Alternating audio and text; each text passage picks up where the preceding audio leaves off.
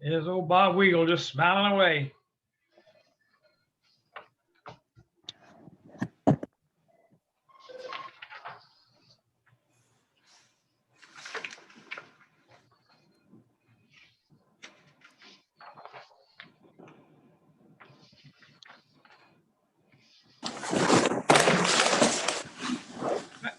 Is that you, Rusty, making all that noise? Yes, it is. Woo, wow, I thought you'd fallen down. Well, I'm trying to get, I'm not used to this home setup. Oh. And so I'm trying to get the, Trying to make the best of it. Well, I know that Bob Weagle is happy Bob Weagle is happy we're not having the retreat starting either today or tomorrow. And I guess I am too. And we got Beth is at her house. Beth, you want to take us for a tour around your house? Look at her.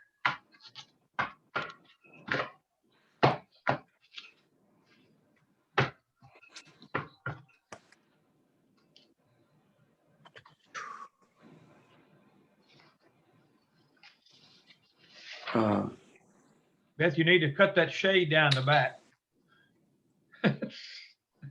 No, you really don't. I just wanted to see her get up and go. There's. Doesn't help much. No, it doesn't help much. Doesn't help much. Haley, how are you? I'm doing fine. How are you? I'm doing fine. LK, you doing all right? Hi, I'm great. How are y'all? I'm good. I just talked to Lee on the phone. She's home. We get to see her home too. Unless she's decided not to let us see it. I guess not. I won't let you see mine. Lyle looks, boy, he does look comfortable there, doesn't he? Woo. It's cold here, Mayor. Yeah. You and the acting chief, the only two in the office, right? And Doug's praying. That's what we got.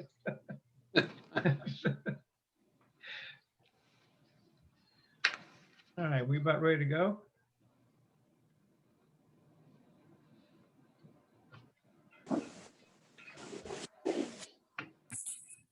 Back when I was interim attorney at Smyrna, they used to pray in front of every board, including the beer board, which I thought was nice. I like that. It's good. Well, Catholics That's true. believe in that. They'll have services with the bar on the altar. Isn't that right, Beth? Oh, yes.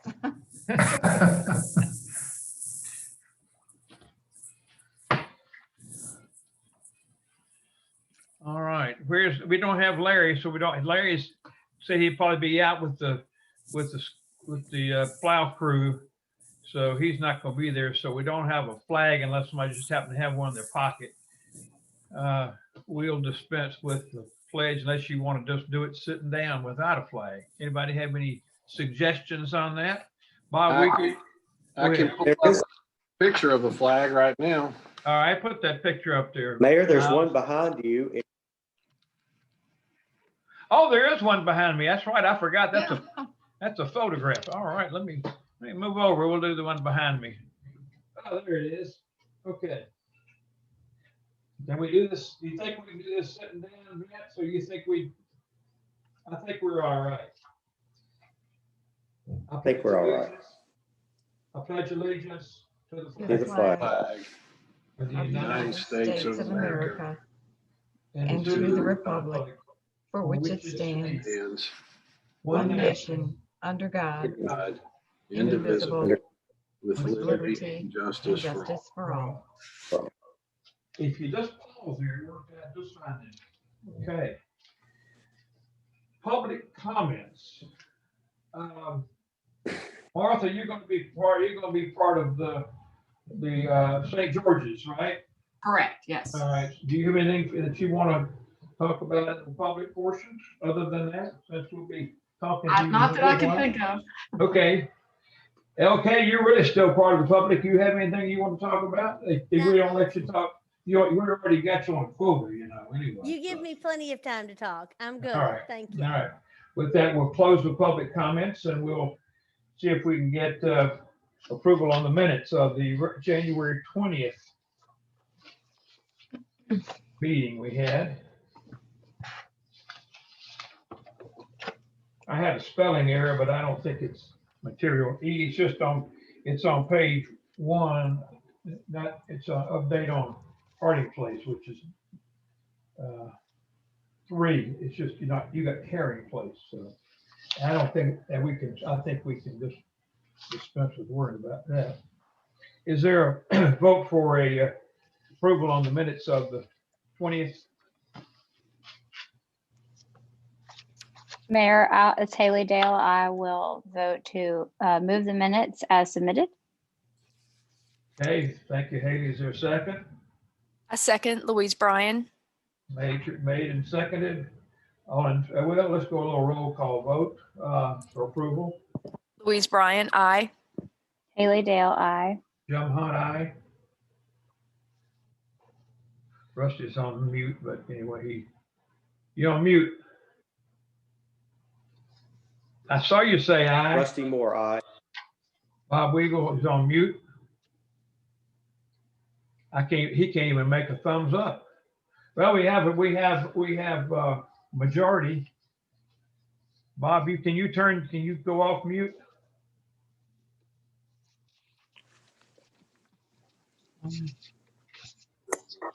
Bob Weagle, aye. Very good. All right. All right. With that, we have unanimous approval of the minutes of the 20th. How about the 27th? Is there any changes or suggestions on this one? By the way, this is going to take up some time at our retreat. This is going to be the talking about the who owns the lights. But that's not part of the motion. Motion just to approve these minutes. Mayor, I move that we approve the minutes of the special meeting of January 27th. Thank you, Rusty. Is there a second?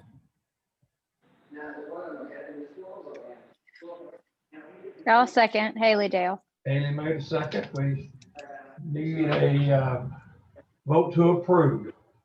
Louise Bryan, aye. Haley Dale, aye. Jim Hunt, aye. Rusty Moore, aye. Bob Weagle, aye. Minutes are approved. Let's go to the first. Is there somebody got a phone or something in the background making? There's a phone. Well, Someone answer that phone here. It's Bob. as long as that's the only one we're going to have. If you got a lot of background noise, might as well mute. Public Works. Anybody make Larry's report for him? I guess I can answer any questions. I've reviewed it. I'd like to hear about the plowing. What's happened there? I know today's lasted longer than any day. They're doing more clearing today, right? I think they could it had melted enough that they could plow a lot of it out of the way, according to what Larry told me over the phone. So they were going to try to get as much moved out of the street as possible today, not knowing how much ice is going to form tonight. Beth, have you had many complaints? No, I haven't really. Just a couple from, I think 2 or 3 from people on side streets that, wanted to have their street cleared, but our policy is to clear all the main arteries, to treat and plow the main arteries and all the streets with hills and curves. And, I responded to those. I think, Jim, you may have responded to someone too, but hopefully people will understand.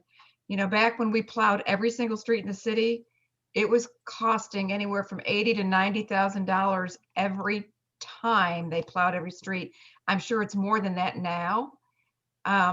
That's an enormous amount of money to spend on snow removal, especially when this has lasted a little longer, but there's been snow events that lasted, 2 or 3 days, and then it was all gone. And you spent 100,000 plus on snow removal for, I don't know, it's just an enormous cost. So we're trying to stick to our policy of cleaning the main arteries and the hills and curves, and hopefully people will stay home if it's really that bad and they can't drive at all on, a couple inches of snow. Beth, how much is our contract with the scraper people? It's not a lump sum contract, Bob. It's done by hourly rates for the drivers. It's done for the amount of calcium chloride they put down, and also what kind of equipment they have to use. So it just depends on all those variables. What do you anticipate this storm will be? This is going to be expensive because we've had several days of them being out there cleaning. So, we've lucked out the past couple of years. We've had zero expense in snow removal.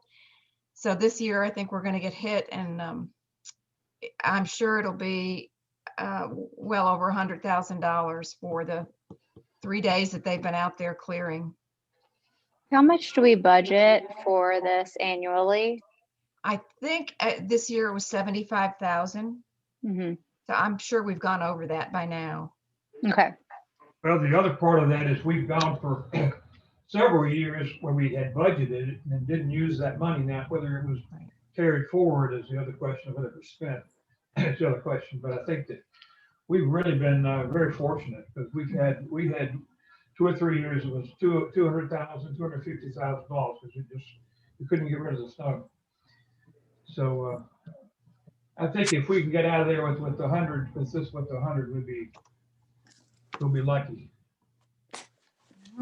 Any other questions for we'll say with Beth on that? I've gotten a few complaints. Most of the complaints, though, are you answer them and people are very satisfied with the answers. They're not. They're either asking about I can't get out. I can't get on the streets. And my question to them, I didn't ask them this, but why do you want to get out on the street? Number one. The second thing is that we do have Operation Blue Light, which I want to ask the acting chief to update us in just a minute on that. But if anybody really does need to get out to do something that's an emergency, the Belle Meade police can do that for them if they're not wanting and willing to drive. So I think that's still very important. I think we kind of lost sight of it because we were thinking it was being COVID was going to last 3 or 4 weeks and that was going to be it. But Operation Blue Light, maybe we can just ask Vince, what do you think about that? Are we ready to activate that, or is it active, or what's the status? I kind of deferred to Vince Higgins. I mean, if someone called and said they needed a prescription and couldn't get to the pharmacy, Vince, would you go ahead and use the Operation Blue Light policy? Yes, we're ready to go. If we can help folks get groceries or prescriptions, anything that they're out of.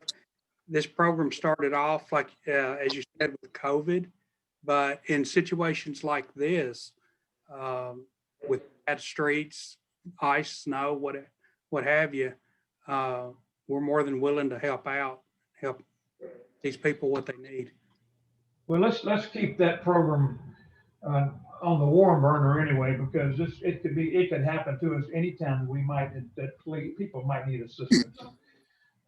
Maybe even Rusty could use it to get a ride down to his office. Hey, I was almost late getting to this meeting because I was in Publix getting groceries for a neighbor, and they could stay at home till June and they would be fine. My freezer, I just looked at my freezer today, and I had stuff that's been in there for 6 or 8 months, and it wasn't because of the snowfall. So anyway, I found a dinner anyway. So let's. Anything else, Beth or Vince, that you want to talk about there?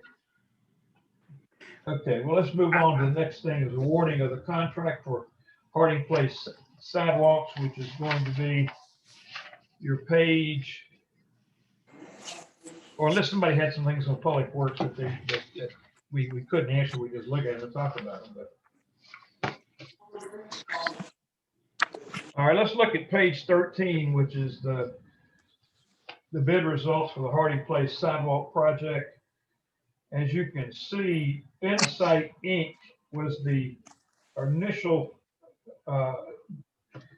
construction company to do that paving for us, or the laying the sidewalk, and they come in with a significantly lower amount this time. And I think Beth has taken that bid of 77.9 and subtracted from that the revenue grant fund to bring it to a net cost of $16,775 if we award the contract to Insight.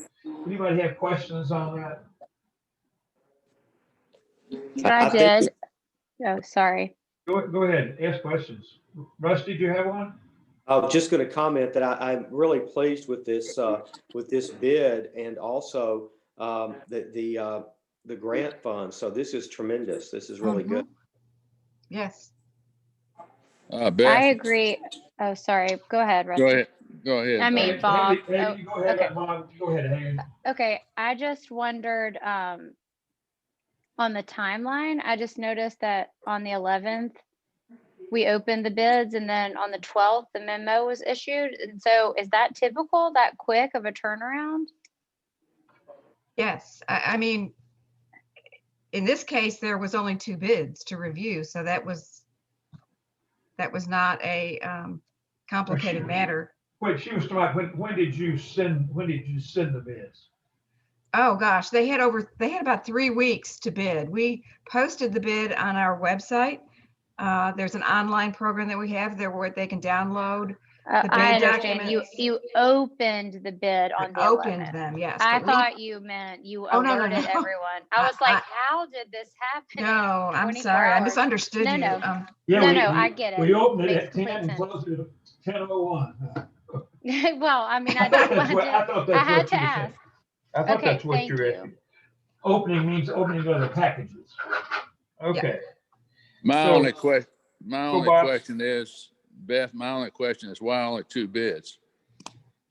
Bob, I mean, we cannot control that. As I said in my memo, well, It's probably because it's a very small, it's a small job. 9 contractors were notified, 5 picked up the bid specs, and 2 bid. It's just a toss-up. We can't tell people they must bid. If they're busy with other work, this is a small project, like Jim said, they're probably thinking, I'm not gonna bother with it. Other people want the work. I mean, it's a toss-up. Every time you put a bid out, how many bids you're gonna get back in. It just depends on, the type of project you're working on and how busy the contractors are, so. You can look at what sessions bid. Is there anything in our bylaws that say we have to have more than 2 bids? No, Okay, there's nothing like that. okay. I mean, if we only had 1 bid and we didn't like it, we could reject it. Or even if we didn't like either of these 2 bids, we could reject the bids and then just start over and rebid it again and hope we do better. You're not mandated to take what you get, but I feel like the Insight bid was reasonable. Larry does too. And they did the project before, so they've got the experience. That's why we're recommending. Okay. Mayor, I'll move for approval of this bid from Onsite Inc. for 77.9 for the Harding Place sidewalk work.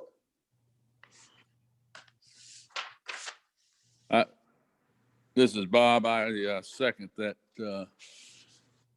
proposal. That bid, acceptance, whatever.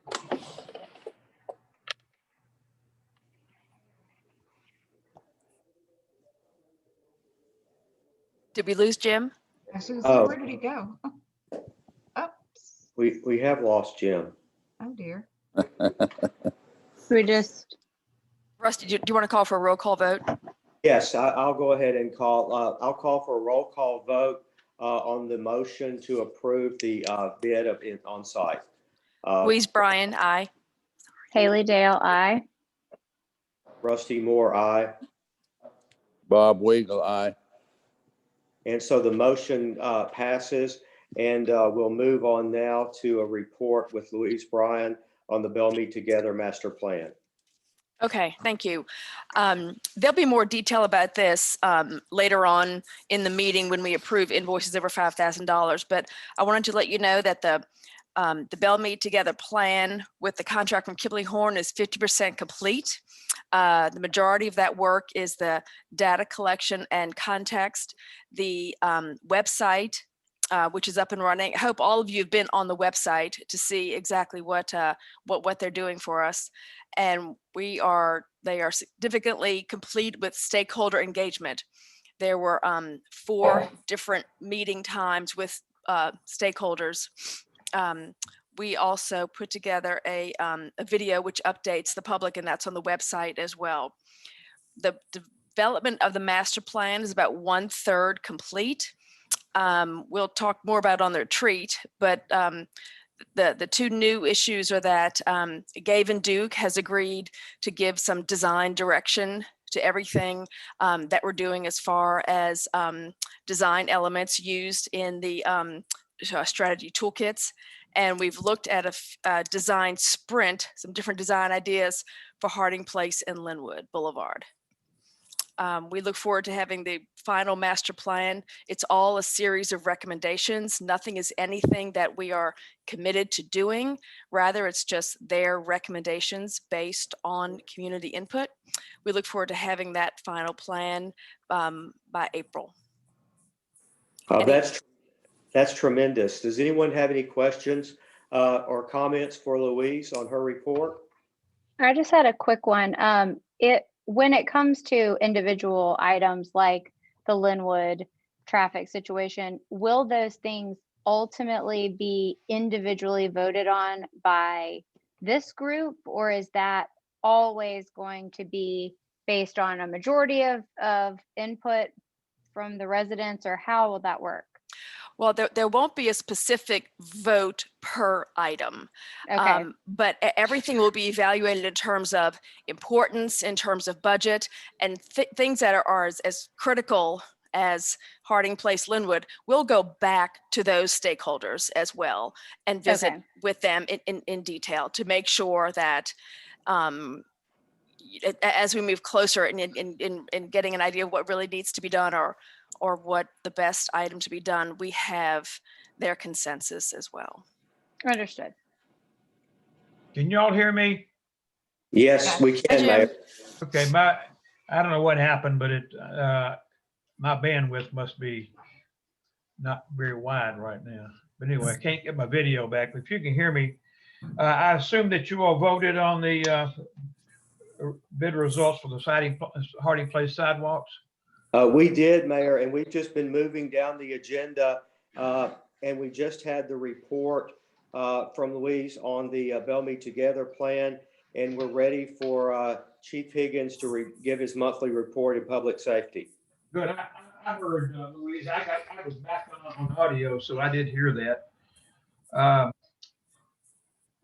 Okay, I can take back over till I'm glad that we can just step right up there, Rusty, and be ready. I'm sorry, I've just got one more question for Louise. Sure. So you said it's 50% complete. In the next 50% phase, to complete the project, is there sort of like a rough outline of what will happen over towards completion, or? Yeah, so basically, and there's detail in this later on in the packet, but basically the data collection is 100% complete. The stakeholder engagement is 70% complete. The master plan development is about 1/3 complete now. And so the entire project is about 50% complete. So the remaining portion is really the final master plan presentation. Understood. Yeah. Thank you. Makes sense. Thank you. All right. Vince, are you ready for the monthly report? Yes, sir. Monthly report stands as is. If you have any questions or concerns, I'll try to help clarify that for you. I'm sorry to be a squeaky wheel. I have a question. Yes, ma'am. I am looking at the mileage. What is happening? We are up really significantly on the miles driven. this year compared to last, but definitely compared to the last several months of 2020. Is there a particular reason for that? Are you on this sheet? I'm on. No, I'm sorry. I'm on 16. the next one. I'll wait. I'm sorry. I'm on the next sheet. It's all in the same group. You can ask the question. Okay, so I'm on the county clerk's monthly stats for Okay. January 2021. And I am in, let's see, the 4th category here, miles driven. And then under police department, I'm over on January 21 and we're at 27,854.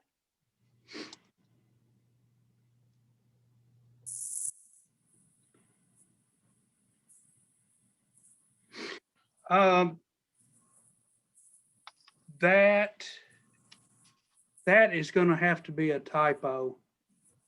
Okay. Yeah, that's going to have to be a typo. And I did get an email from a message from the court clerk. She had a question about the mileage and she forgot to get back to me and I forgot to see what it was she wanted, but that must have been it right there. There Okay. had to be a typo somewhere, and she tried to reach out to me about it and we just missed each other. Okay, understood. It just seemed like a huge jump for 1 month that I mean, it's like 10,000 miles there Yes, from December to, yeah. that would be huge. Yeah, I thought so, but okay, so if that's incorrect, then I guess the one at the bottom, also the 34 would also be off by some amount. So we'll work on it. If we could go over it next month, maybe, is that all right? Sure. All right, thank you. It'll Thank be you. straightened out. It'll be straightened out. Yeah, no problem. I was just curious. Haley, it looks like Thank the gasoline used is more consistent. So either we're getting a lot better Yeah. gas mileage or the mileage is wrong. I couldn't figure out which was which, but whatever. While you're on that page, Lieutenant, what about the funds? Police receipts deposited about 60% short, 40% short.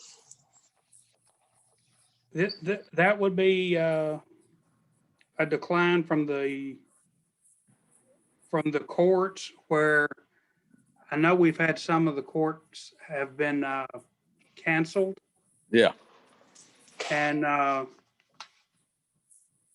the number of citations written for court they've pretty much seemed to maintain somewhere in the neighborhood of 240, 250, somewhere in there. So I don't think that's it, but it's probably got to do with a missed court date or something. Well, we had no courts in January, Bob. Okay.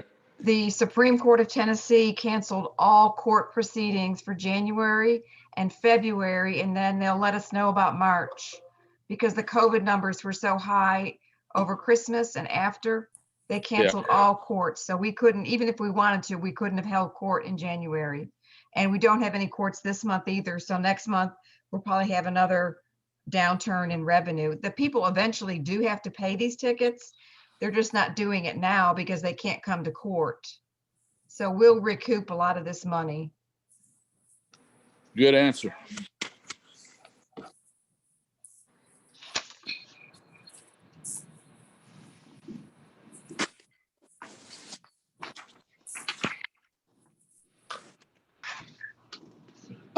Thank you. I think we may not have Jim. So I'm back now, I think. Can you hear me? yes. I can hear you. Okay, I've gotten on a new computer. This is my new video system and new computer, but you can see my messed up bed behind me. So that's good. I've been sleeping upstairs with Sally working downstairs. I'm gonna put something behind me that other than my green screen. Let's see what we can do here so that you won't. Everybody's gonna be looking at it now. So I got one other question. go ahead, Bob. On page 16, Lieutenant Higgins, the non-residential checks. What are we, why are we taking such a big jump in that? I wonder. I kind of figured that would come up. Officers, I'm hearing myself in the background. The officers on every shift, every officer on each shift makes a point to check all the businesses and the parks, and they call it in, and we, you know, we just had a higher than normal volume of them checking those this month. So like that would include like Palmer Park or something like that. Palmer Park, the entrance to Percy Warner, Mm-hmm. which is the temple, the mansion, and St. George's. St. George's. All total, Okay. there's 8 spots. And then when each officer each day checks all 8 of them, times they may go back and catch some of them a second time. Over a month's time, it just all adds up. Yeah, but why shouldn't it be the same though? I mean, if we're doing the same tasks each month, I just don't understand why we have a 20% jump this month.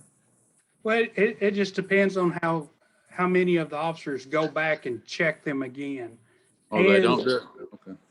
And on some of the months where there's lower numbers, you know, you could have periods where officers have taken time off, or they were home because of COVID issues or what have you, and there wouldn't be as many checks done. All right. I'd like to discuss this more at the retreat. It seems like maybe we can share some of the police time better between residents and non-residents in Belle Meade.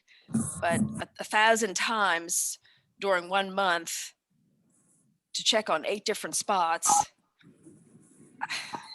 I'd like to just understand that better and maybe discuss that. One way I guess I could put this is, we have always done this while we're out on patrol. The officers go through these areas and they check these properties. They always have. And it was just, I don't know, maybe 2 or 3 years ago, I asked them to start calling them in, so we could keep track and show that we're checking them. But whether they're called in or not, during their routine patrol duties, they're still going through these properties. Okay. And checking them regardless. I see. Okay. Thank you. Okay.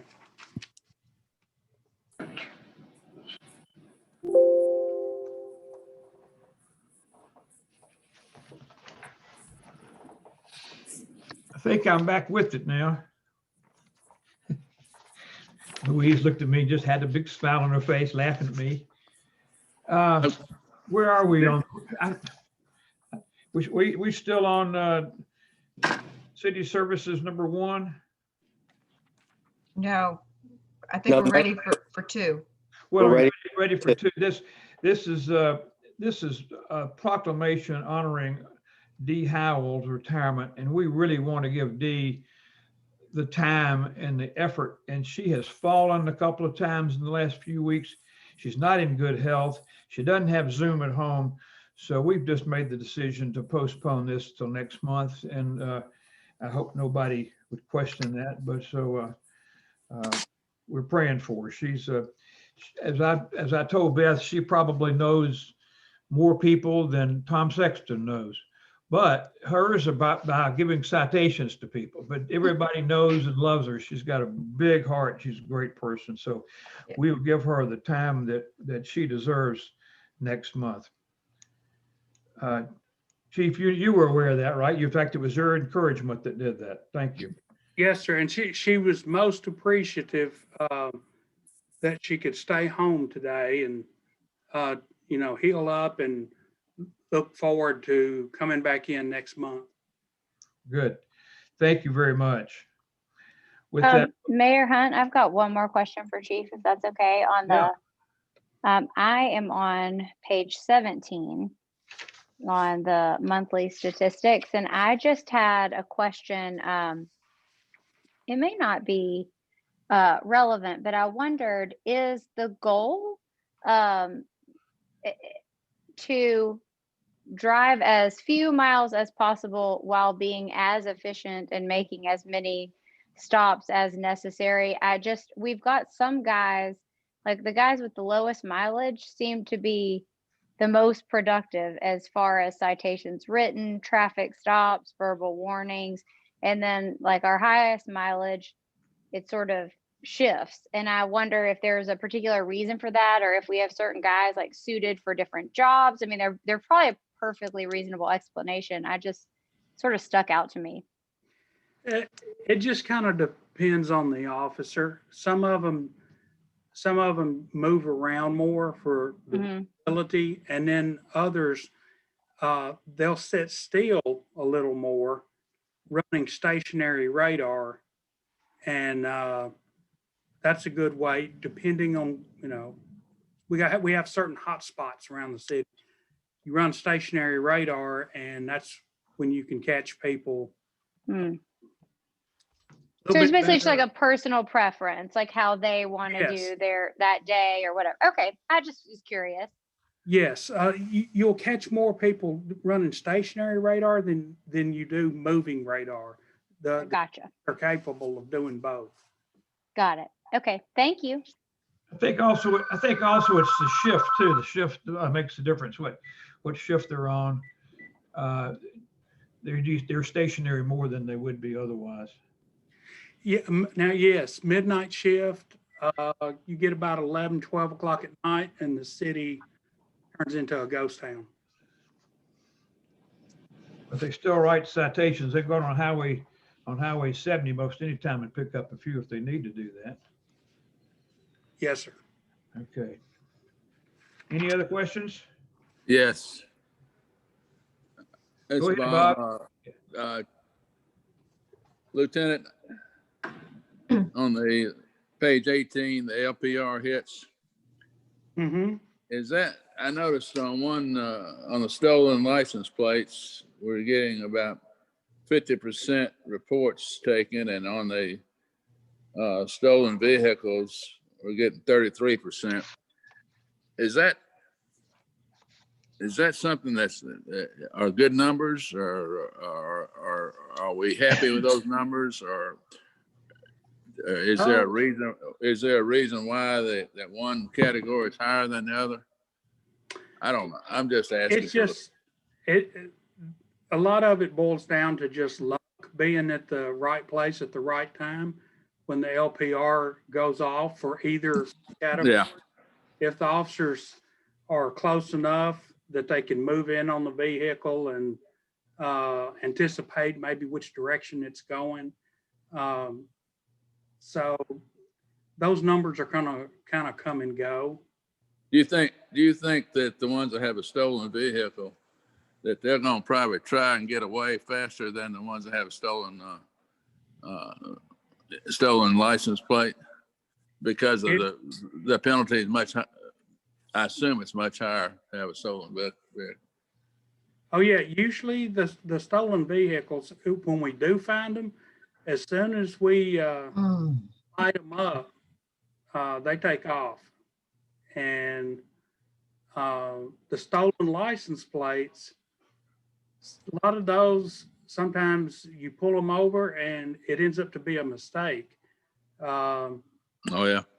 They filed a report, but then they found, the license plate turned back up, or they got a new one. They forgot to cancel the report with Metro. So it's still in the system, and it turns out to be nothing to it. And other times there is something to it. And sometimes a stolen license plate will also end up to be a stolen car, even though it'll just be in the system as a plate. See, all this is above and beyond what we expected out of the LPRs when we first voted 3 or 4 years ago to get this thing. You know, because we were looking for a deterrent, and I'm sure we're still getting that. But I'm tickled to death that we're getting these added benefits from the LPR system. So, but I'm just trying to learn more about the system. Yeah, and it's, I've been working here 30 years, and I spent no telling how many years until we got this LPR system.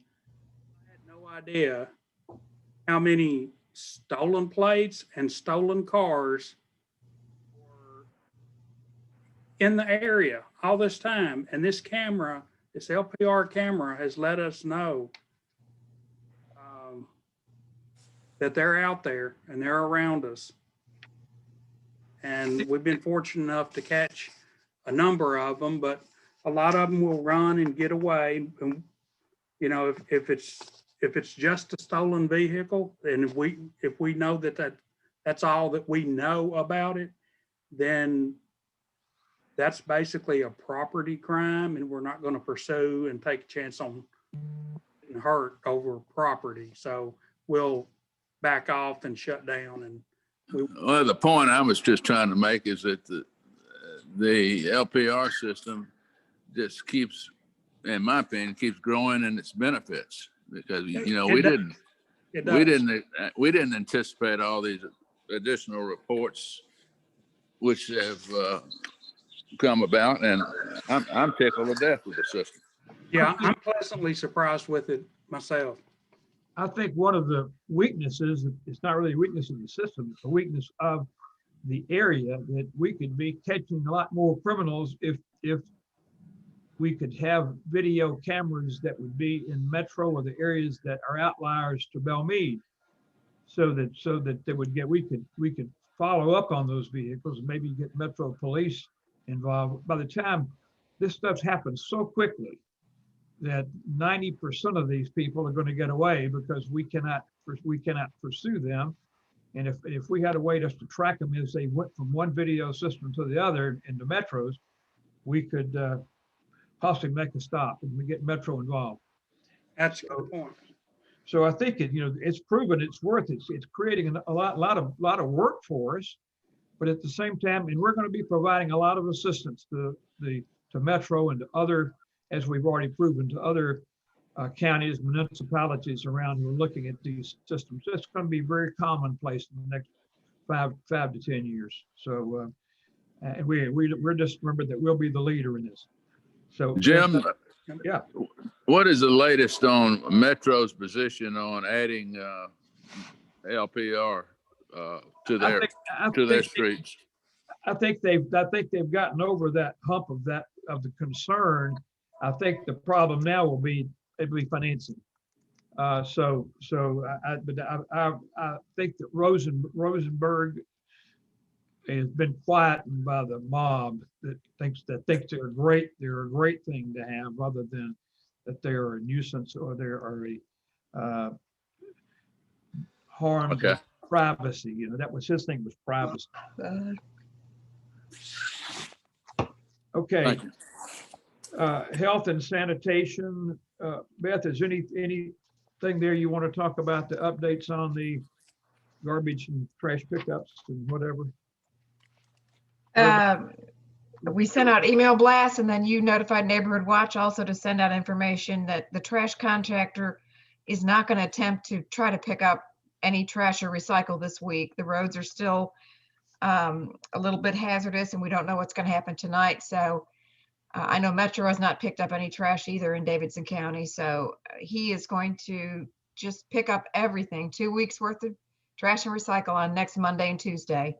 He knows they're both going to be very long days, and he's going to have to finish up both days, but he just didn't want to get his trucks out on some of these streets. So, and plus the landfills aren't open. If he filled up his truck, he'd have nowhere to take the garbage. That's a really good reason. So, you know, hopefully most people realize that, and they're understanding of it. The dumpsters will be open. He is going to come by early Saturday morning and empty all the dumpsters. so that they're empty for the weekend. So, you know, people can come if they've got some trash that's really stinky or smelly or whatever, they can bring it down to the dumpsters this weekend, and it will be above freezing on Saturday and Sunday. So hopefully that'll help. I know Larry misses the opportunity not to talk about Ray, how good Ray has been. His firm has been in cooperating with us and Right. making certain sacrifices on our behalf. So Yeah, they really do. been good. I have one quick question about trash pickup. I know typically they want the trash in the bags inside of the trash cans. We at the Dale House are exceeding the You're capacity. overflowing now. We They're not are. gonna- Is that okay to just Yes, set? they just understand squeeze that the you've got bag? 2 weeks Okay. worth of garbage, and if it's stacked up, as long as it's bagged and stacked up next to the cans, they will get it. I mean, I'm pushing it every week, but this time is I We've bet. heard this many people at home all day, every day. We are Yep. going through some trash. I We've bet. heard that about the Dale family. So That is great. That's great. Okay, thank you. thank Sure. you. Okay, let's go to building, zoning, and planning with Lyle. Yes, sir. Any questions on the report submitted? What was, you've got the comparison on the page about permits, and what happened last January that made last January so big? I think we had a couple of houses come through. A lot of times people come in maybe in November and it takes several months to get through BZA and get the architects and whatnot lined up. And I think a couple of houses came through, but we'll start catching up to that as the year progresses. You're not concerned though about that, are you? No, I'm not. I mean, if you'll notice, the total number of permits are about the same. It's just that we didn't have any big hitters, if you will, this time. Yep. I have some in the wings for next month. Got a question, Lyle. Yes, sir. 5925, what type of work is that? Where are you, Rob? That's a home that's 5925 is the second job down on page 29, 715 Linwood Boulevard. That is a home that's being built on Linwood, and he had some extra attic space that he wanted to finish out. So that's what that $60,000 permit is for. Is that alterations then? No, I think it's just added FAR, if you will. The footprint was already there. The square footage was already there. Extra space. He just wanted to finish it out. That's a good reason for the FAR. Lets people build out things without doing any outside construction. Yeah, okay. That's all I got. Okay. All right, with that, we have a request for the activity St. George's Farmers Market.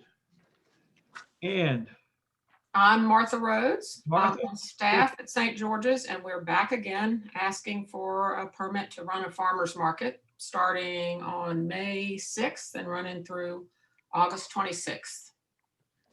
And hopefully you all have got a copy of the paperwork. Martha, why is it, this seems to be a short period. Is this shorter than? No, it's the same.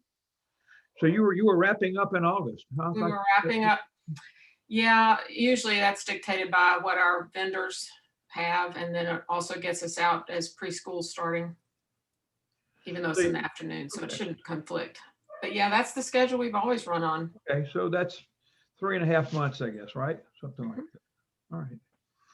Anything? On Thursdays, 3:30 to 6. We start setting up about 2:30. Anything any different about this year versus previous years? No, we learned last year, we learned a lot about, with COVID restrictions, we were able to operate with those, with Farmers Market Association guidelines and Metro guidelines and just COVID guidelines in general. And it worked well. And it actually, We had more revenue last year. We donated a high of $4,200 to Nashville Food Project. So people were really anxious to go to the farmer's market, I think. And you had no reporting of COVID incidents. No. That's incredible. A lot of people did much better during COVID than they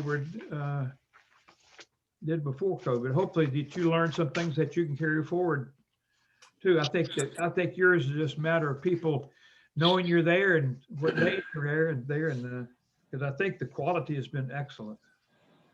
Yeah, we were really it's just the lines were longer a little bit, but people learned to spread out when they came, and it just really was seamless. It really wasn't a big issue.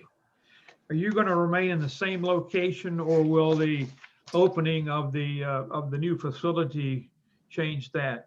We'll still be in the same location. I think the first year we had the farmer's market, we were more over on the other side of the building, and it was so added parking away from you all. I don't know if that's been a problem for you all, but I know we have volunteers who try to make sure that's not an issue. I'd ask Beth and I think Vince and even Chuck, if he's on there, about if there's any traffic problems. I know when you have the childcare leaving and whatever, that does create kind of a jam, more probably more for you all than it is for us. But I was wondering, with that new big parking area up on the south part, was there consideration to use that? Not for the farmer's market. I do think they're going to reroute the childcare pickup to some extent. I'm not involved in that directly, but I do think it'll affect that. The farmer's market, it would just be farther that we can spread out. The part of the parking lot we're on is really the only shady area. Yeah. Mm-hmm. And well, have you heard anything about any future uses for the childcare traffic? Or Beth, have you heard anything about that from St. George's? About what? I didn't hear you. About the childcare and the traffic, about rerouting that possibly when they get the new facility opened. I have not heard anything. Lyle, have you? I have not. Okay. Well, I think it'll be on the other side of the building, right? Everything will be on the other side of the building, I think. Yeah, I mean, the childcare traffic, I think, was through the back of the building before. And I think that's the plan to do it again. It's going to be the entrance to the kindergarten is really on the back of the building once it's finished. So I can't speak officially, but I think it's safe to guess that it's going to move back over there. Okay. The Mother's Day Out is on our side. That's right. That's where it faces City Hall, and I'm guessing that's still going to stay where it is. I haven't heard differently. Right. I would guess that. Okay. Okay. Any other questions? Do I hear a motion that we approve the St. George's Farmers Market permit? Mayor, I'd like to make that motion and also thank St. George's for this great community service. It's such a nice thing to have during the summer months, such an addition to our community. So thank you all for hosting, and I certainly move approval. Is there a second? I second. We have a motion and a second. Let's vote on that. All in favor, say aye. Louise Bryan, aye. Haley Dale, aye. Jim Hunt, aye.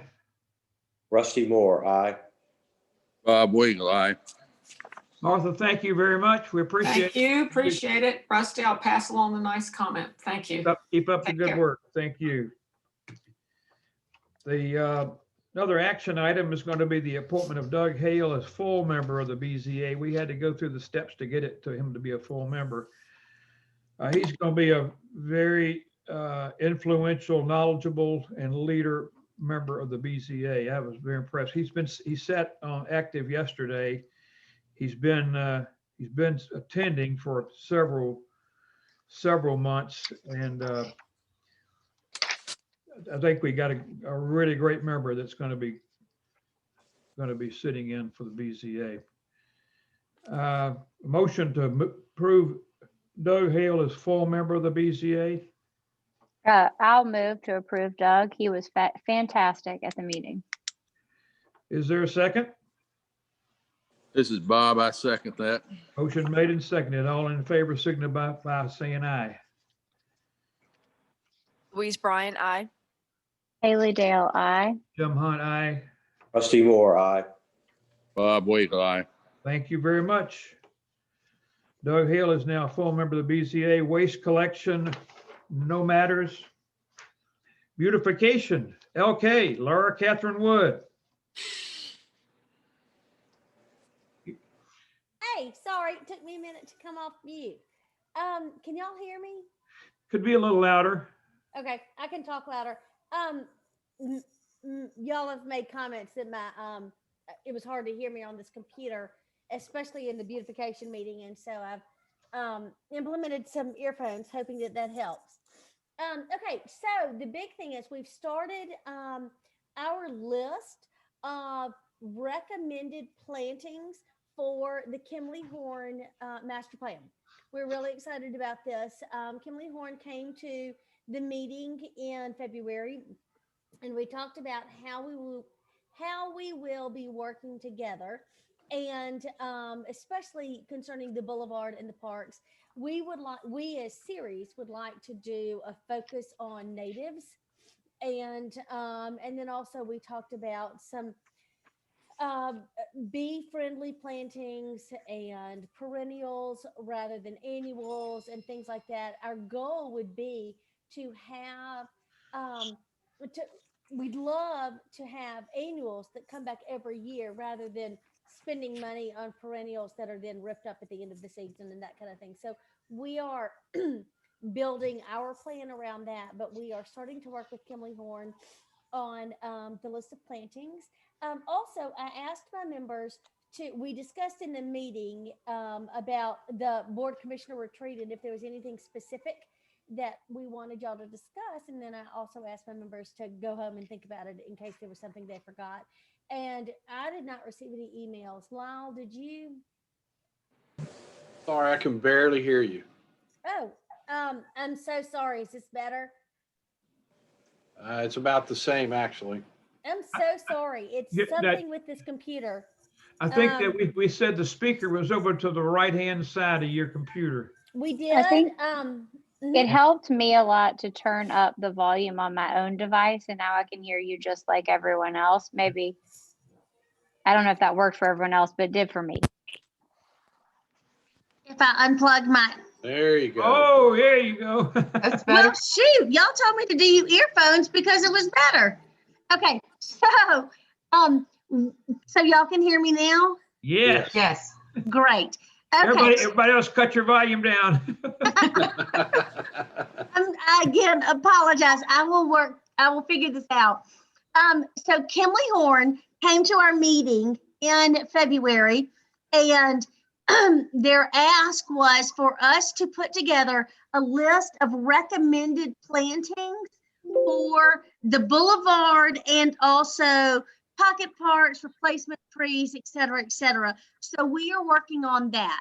As a beautification committee, we have said that one of our own internal goals is to focus on annual plantings rather than perennials and natives, of course. We also talked about deer-resistant plants, bee-friendly plants, etc. So my committee is putting together a list, and we will review it at the next meeting, and then we will present it to Kimberley Horn as our list of recommendations for them to put into the master plan. So I'm very, very happy to announce that we are working together with Kimberley Horn, that there has been a clarification of goals, that we are working together towards one goal. And I think that has changed a lot of attitudes on Series. There was just, and it's cleared up some miscommunication. That's the way I'll phrase that. The other big news is that we are working on a website. It will be it will basically be just a page that launches off of the Belle Meade City page, similar to how the Belle Meade Together plan launches on the homepage. You can navigate to Belle Meade Together. We would like to keep it in we would like to keep it consistent with the branding and layout of the Belle Meade page. Currently, I am working on putting together the text and images. We would like to use it. Of course, our 3 goals are education, preservation, beautification. And under preservation, we really think this is an awesome opportunity to use to highlight some of the grand gardens of Belle Meade. Not just how to, preservation, of course, can mean many things, but what we would like to do is gather some information on past series meetings and garden parties and garden tours and Waters Meet and other historical houses, to say, these are the articles about them, and to serve as a resource for historical information about gardens of Belle Meade. So we're gathering that. I've had a lot of information come in. We're really excited. We are also using our education page to use that sustainability as well as preservation. So things like rain barrels and composting. And then again, for beautification, we are, our focus there is to take some of the articles we've had about pruning and planting and things like that, and put that in so that our page will serve as a resource for residents or non-residents, really, just for anyone who's coming to look. A lot of our articles will have, let me back up. We're not looking to reinvent the wheel. A lot of our articles will have links to things like the UT extension or Cheekwood or something like that, that is the powerhouse or the source. But we're real excited to be able to direct our residents in that way. The other thing that the page will have is fundraising.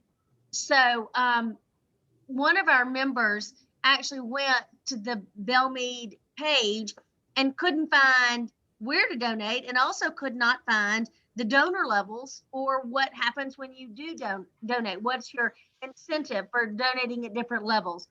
So we'll have a page dedicated to that, that would possibly have some photos of gorgeous gardens and that kind of thing, but also would highlight our donors and what are the incentives for hitting each level and that kind of thing. So we're very excited. Our goal is to have that launch, or at least be available sometime near the time that our letters go out, so that we can reference that in the letters, and then people can come, open their letters, and they can go to the Belle Meade website and see, oh, well, maybe I'd like to step up my donation, or perhaps I would like to find out more about, what to do about my aphids.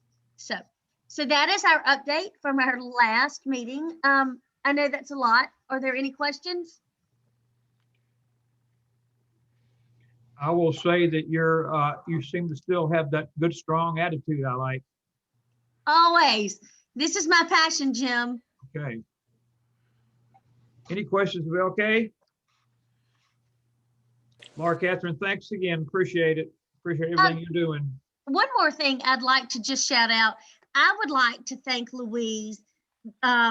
She's really worked with Kimberley Horn and Ceres tirelessly to help ensure that the communication was clear between the two groups. There was miscommunication on my group side in the beginning, and Louise has done an excellent job in clearing that up. And I just want to say thank you very much. That needs to be commended. It just definitely does. I appreciate that, and I'm really excited now that my group is 100% on board. I think we're going to see just some great, even more response to Kimberley Horn and to the Belle Meade Together plan. So thank you, Louise, and thank y'all for letting me have this opportunity again. Laura Catherine, thank you, and Thank you, Laura Catherine. I will echo everything you said about Louise. She's been great. I did a great job appointing her as chairperson. You did a good job there. She's been great. Thank you, Laura Catherine. Thank you, Louise. Okay. City communication, no matters. Lee, we got finance, and you and I had a conversation earlier I don't think it's necessary that we go through our conversation, but I received clarification on the year-to-date actual versus budget on that calculation, and I understand that now. So anybody have anything they want to talk about in terms of the finances, budget versus actual, or the second, third, fourth pages of all this, the sewer fund, or anything on the general fund? So just to clarify, on the top of page 43, the first line item, property and other taxes under operating revenue. Okay, the very first line item. So it's up 44%. What is that? That includes obviously property taxes. What other taxes are in that? Well, first of all, that was the one thing that Lee and I discussed was the 44%, because go ahead, Lee, you answer her question, and we'll go into that a little bit. Okay, that actually is primarily property tax, personal property tax, any penalties and interest, any of that. That's primarily what's in that line item. All the other, like the mixed drinks tax and all that, they're listed down below. Okay, so where is the hall tax revenue reflected?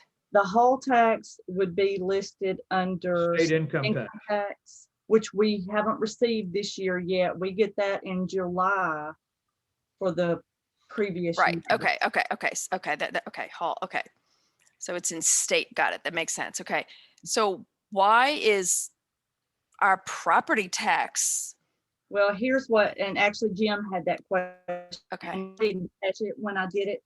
All of our other line items on the year-to-date 2021 budget column, it's whatever month you're in, it's prorated. As for this one, it's half the year because it's 6 months in, except for property taxes, stormwater, state income tax, because those three taxes we get at certain periods of time. And so I should have adjusted that line item and for the property taxes, because we do get that in such a short window. I instead of see. it being It should be 60-something%. exactly. And the reason 60% is because there are 40% of the people who wait till the next February. tax year to pay. Right. Which Yeah. we should be getting most of that in now, and by the end of this month, be pretty well collected on it. Correct. Thank you. Thank you so much. Sure. Does anyone have any other questions?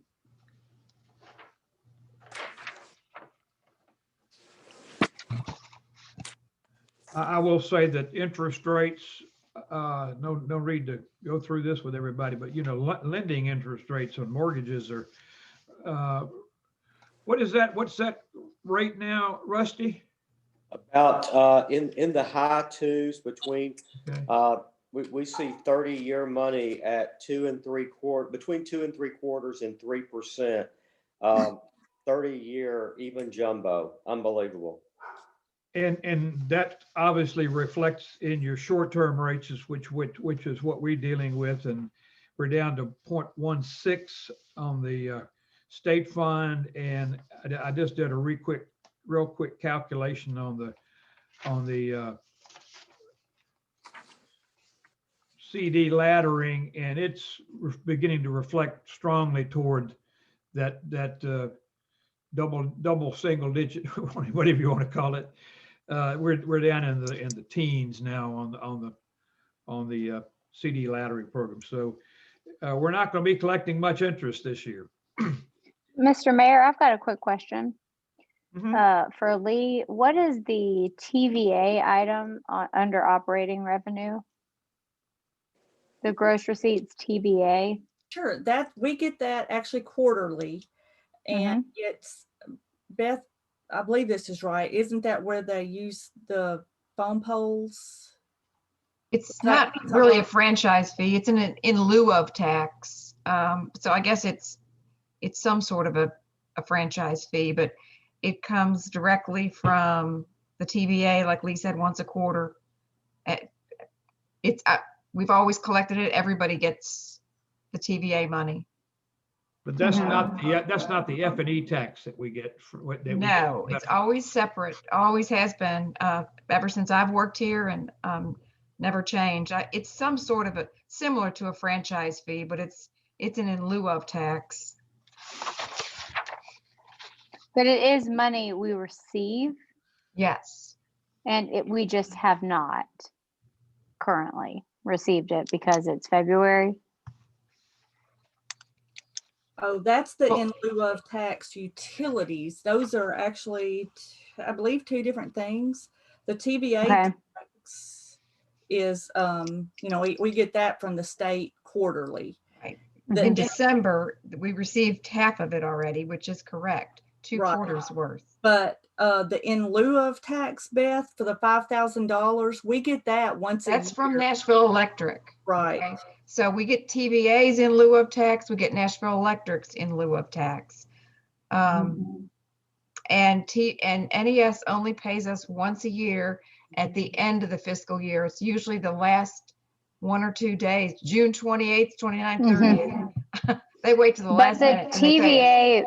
But the TVA money should come in next month. Correct. If it's quarter. Okay. Yes. All right. I was just checking. Thank you. Good questions. Anybody have anything else on the financials?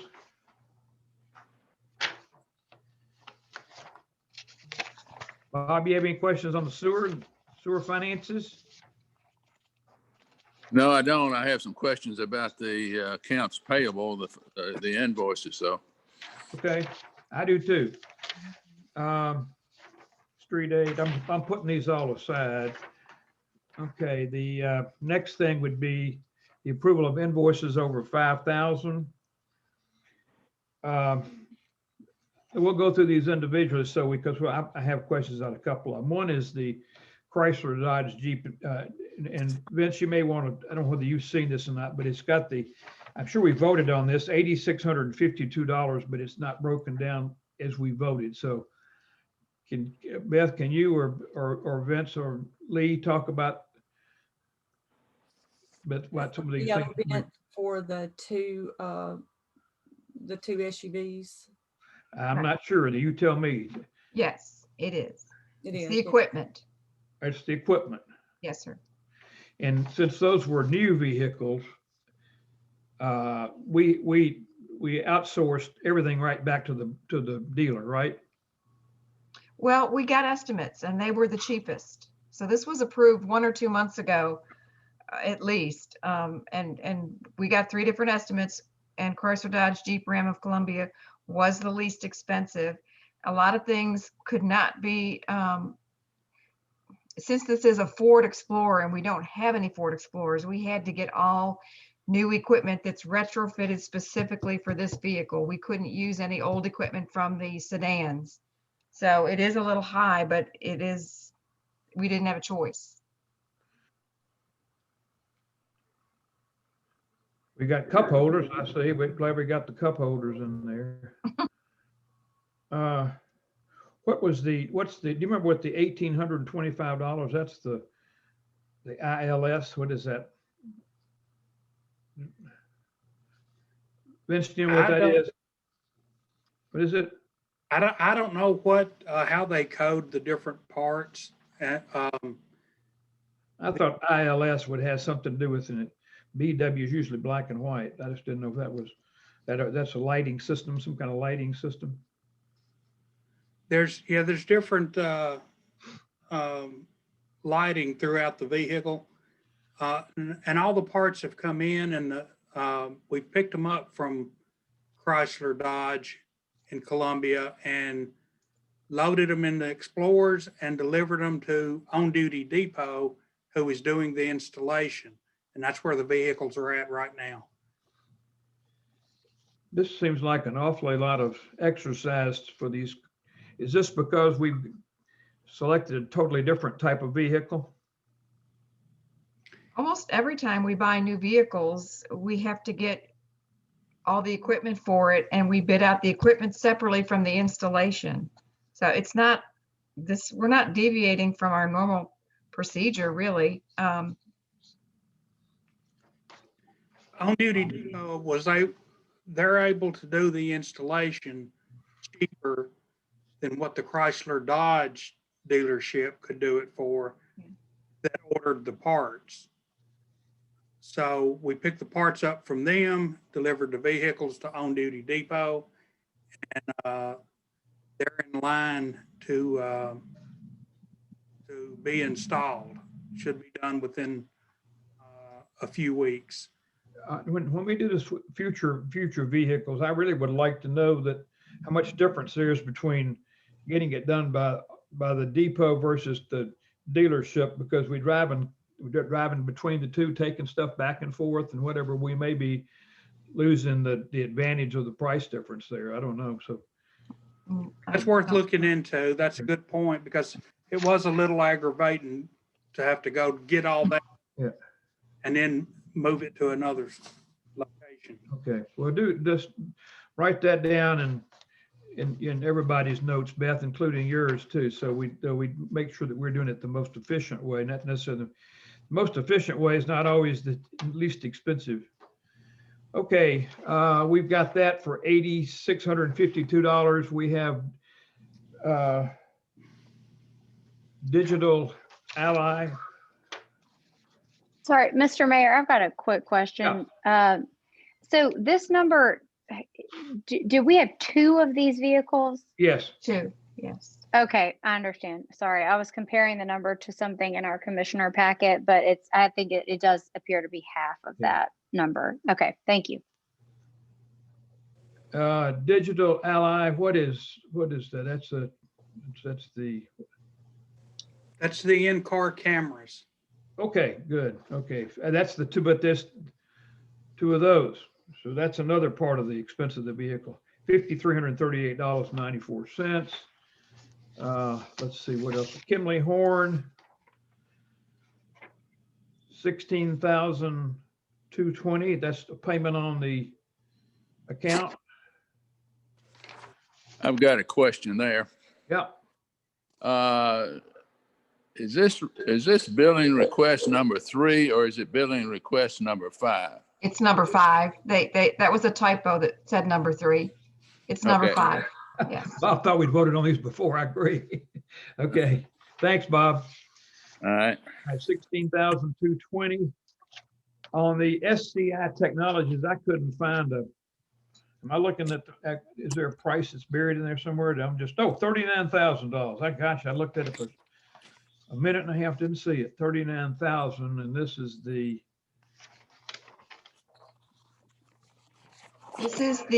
service agreement with SkyCop. This is SkyCop. I'm sorry. Yes, sir. Okay. Is this budgeted Yes. dollar for dollar, or is it just an estimate that we do on there? We don't No, know. we budgeted 39,000, didn't we, Lee? We did. Yeah. Okay. So it's on budget. Okay. Let me ask you a question about that, Beth. Is that what did we do for that? I mean, what did they do for 39,000? They maintain our cameras. I mean, they maintain them. I mean, did they come out on an emergency call and do some different things? They maintain from their offices. You can do a lot of things, online and digitally. So they perform those kind of software upgrades, everything at their headquarters in Memphis. But when we've got cameras that are not working or they become dislocated and need to be, corrected, they do come out with a bucket truck and do all of that. So, we've covered that. We went through, Tom Sexton did a great job with Chuck and Vince and I, but Tom mostly going through the previous service agreement and correcting any things that we learned. Because last year was our first full year of a service contract. So we learned a few things and we updated this current contract and made a little bit of changes to it. But I think it's got everything that we need. This is for the service contract then, right? Yes, for Oh, maintenance of these I thought it cameras. was for an emergency call where they had to come up from Memphis and did something. Well, it includes that. It does. I know it includes that's part that, of but it. I just thought it's specifically for that. No, it's for the service contract. Okay, Yes. I'm with you. I think Okay. what's written at the top of that page, not to exceed 12 on-site service calls per year. And that's what's been budgeted. Is that right, Beth? But when you've got that all, when you've got all the 12 on-site service calls built into this trip charge, all these things together, and then this is for one of those calls, right? Or Right. And, you know, they ask us to kind of bundle things and not Mhm. just call them up for one thing and then the next week say, oh, we got something else. That's a lot for them. So they say, if you got some issues, kind of bundle them if you can, so we can make one trip and correct 4 or 5 things that are needing, you know, work on the cameras. So It'd be nice if another municipality purchased the SkyCop system and they could build them something here in Nashville and it'd be even have less of a trip charge too. So right. I think that will happen eventually because you they're Have we tried to get competitive prices on this? I think that they want to service their own Right. cameras. I don't think we can really. These are their product. So if other companies worked on it, you know, and destroyed something accidentally, we'd have to pay for it. Okay. I don't think SkyCop would honor anything if another vendor came in and worked on it. Vince, do you? No, I don't think so. Well, Okay. but on that note, how can they tell us not to exceed 12 in a year? I mean, if they're the only people that can, I mean, what if we do? I mean, No, we can. That's what the price they've Right. given us. And we've already budgeted all that together. If it exceeds Mhm. that would be their prices. Yeah, after we'd that. have to pay the trip charge, the bucket truck and so forth. Right now we get 12 service calls that are included in that 39,000. Otherwise we have and so to are pay we the just breakdown. doing that? Are we just doing that once a month, whether we need it or not? Or how is that working? Like, how many times have we needed service? No, I don't think we're calling them. Are we? We're not calling them just once a month to come up here, you know, because if everything's fine for 1 month, we want to save Yeah, that save those trip charge trip in charges. case we have 2 events in 1 month. You know, you don't want to just call them Yeah, every but month. if it's, no, I understand, but if it's included, I'm just wondering how much. The question Have we would be, needed service at all the on biggest these? question I would have would be what happens at the end of a year and you've only called it Right, 9 times. 1 time or 2 times. I mean, you paid him $39,000 for 2 visits. Well, I've got another question. That's probably unlikely. It's unlikely. it is unlikely. Go ahead, Bob. I think Are they providing any preventative maintenance in this service agreement? Well, a lot of it, like I said, can be done remotely. They do, you know, they're constantly doing software upgrades for these cameras. They can actually analyze some issues with these cameras remotely from Memphis and correct some things. So it's all, yes, there is some preventative maintenance in there. Drop off my inhaler, and I gotta put your stuff out there, okay? you understand that, Bob. I think it's something that. How long is this contract? Can we renegotiate the number of visits and stuff if we find that we're not using? It's a 1-year contract. Okay. So we good. could renegotiate it next year when we Okay. did it again. But like I said, Tom worked out some kinks that we discovered, you know, the first year we had it. Okay. Okay. So that was where, let's see, that we are, Got one more with Wascon. Wascon, that's on the back of that now. It's $6,149.50. So we've got, how many was that? 1, 2, 3, 4? It took a long time to go through 4 invoices, didn't it? Is there a motion to approve those 4 invoices? This is Bob. I make the motion to approve those invoices for payment. Thank you, Bob. Is there a second? I second, Rusty Moore. Made and seconded. All in favor, say aye. Roll call. Louise Bryan, aye. Haley Dale, aye. Jim Hunt, aye. Rusty Moore, aye. Bob Weagle, aye. Thank you. Resolution amending ordinance 2021 budget appropriation for fiscal year 2021. What are the highlights of the changes in here? That's what's on this budget amendment that sheets. I'm sorry, everybody. I got kicked off. Who got kicked off? I did. Sorry. We didn't know you were gone. Oh, good. You're I back thought, on now. oh my gosh. It's perfect timing because Yeah. we're on the resolution. Yeah, Good. we're looking at the resolution and want to know really what are the real things we need to talk about that were changed. That was what I was afraid I was missing. I apologize. If I could, just the main things for the general fund revenue is going to be, we found out just a few months ago that it was the final year of the haul tax. We thought we had 2 more years, but apparently somewhere along the way, the state changed it from being 2 years in arrears to just being current. So we only have 1 more payment of the haul tax. So I'm dropping the haul tax revenue. Also, because of the COVID situation, we're not really the police officers are not doing other duties that we charge for. So that's I'm decreasing the budget for that. And then, as the mayor talked about earlier, interest is just not at all what it was last year. So those are the big 3s for why revenue is decreasing so much.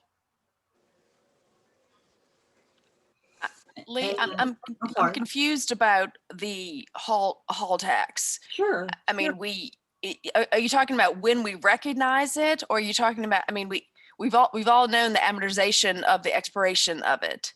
Right. What's the new information? Well, when I started, we were, and Beth too, we were under the impression that the state always held back 2 years on the haul tax. And so we thought we knew it was going away, when its final year was, but we thought we had this year and then another year to collect the tax, because, the state has to go through their process. And through some emails I had with the state, and Beth reached out to some people she knew, we found out that somewhere during this time of the phase out, they've apparently upgraded their system, and instead of holding it 2 years in arrears, they're actually current. So one of those years we got 2 years worth of haul tax. Do we know when we always said that, boy, that's a really nice gift to be getting. Exactly. And we talked to just here in the last several months, because Beth and I were curious too, when did this change take place? Change come in. And I talked to a couple of people in the haul tax, department, whatever you call that, with the state. And just the revenue department. Yeah, the Department of Revenue. And the ladies that I talked to, they're new to the department. They reached out to people and they don't know either. Nobody could tell us when that happened. It happened about 18 months ago at the direction of the legislator who wanted to phase it out to begin with. So I don't know the timeline of you coming in or anything like that, but it was about 18 months ago. And I also just want to offer to both of you, if you ever need help with people at state departments or legislators, I am happy to contact anybody for you to get any answer for you. But that is when that happened. It was a big, a lot of news was surrounding that. One legislator's particular swan song to leaving. Yeah, they don't communicate anything to the local governments. So we were just shocked. I was shocked because all my 30 years here, I've been told by the revenue department, this is 2 years in arrears. Your haul tax is always 2 years behind. So that's how we budgeted it. And then all of a sudden everybody's going, oh no, this is current. And we're like, well, when did that happen? So thank you for that explanation. At least, of course, Lee and I know we're not crazy now. If there's a real no, you're not crazy reason for it. They changed it. Yeah. That's okay. Right. Thank you. And thanks for your offer too. We will definitely take you up on that. Yes. Anytime. That really appreciate that.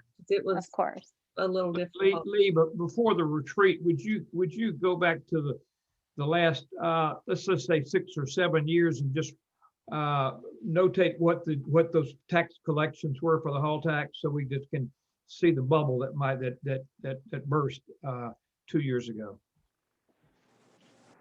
We've got that, Lee, all the Yeah. revenue that we It's received last. just to 5 years. look at each. I guess you'd look at each budget year, not budget. Finally, your audit year. I'm sorry, Jim. I'm sorry, Mayor. I didn't hear you. It's really slow in here and it says my internet connection is It's unstable. okay. Beth heard just a quick audit of those last 6 or 7 years of the. Oh, we all have tax. that. Can we get that before next Wednesday? Okay. Okay. All right. I think we're gonna all feel better. That's because that was always in the 3 to 4 digits. I mean, 6 to 7 digits. Right, So right. And then just one quick other thing. Of course, we all know about the lighting on Belle Meade Boulevard. That is one of the expenses, primarily why the expenses needed to be adjusted. I just need to increase that line item for that expense.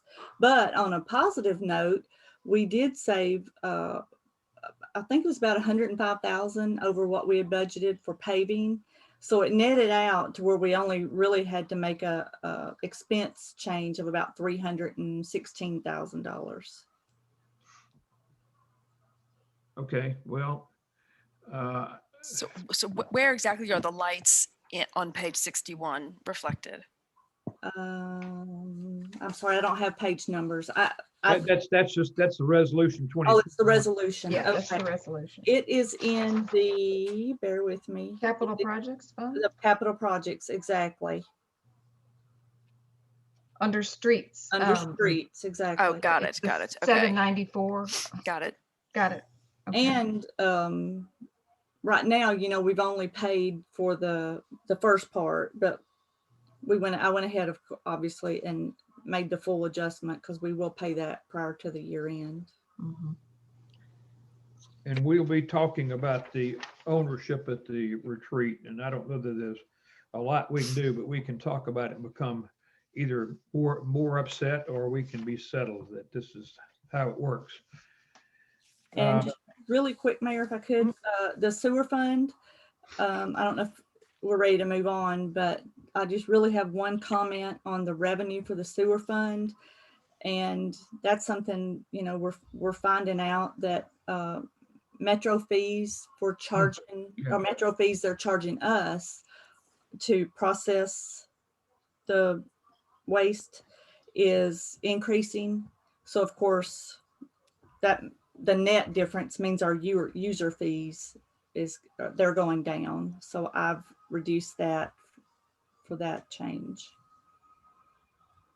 User fees will be going down rather than up. You said that. I thought. I'm sorry, the net Revenue. is going down. Net. I'm sorry, Okay. the user fees are going up. Okay. Do we have those specific numbers? Do we know what will it affect a homeowner? Do we have any prices like yet? Well, I the- don't think so. It's just The a rate function of study water- is it's a still function of the underway. water bill. It's a function of the water bill though, right?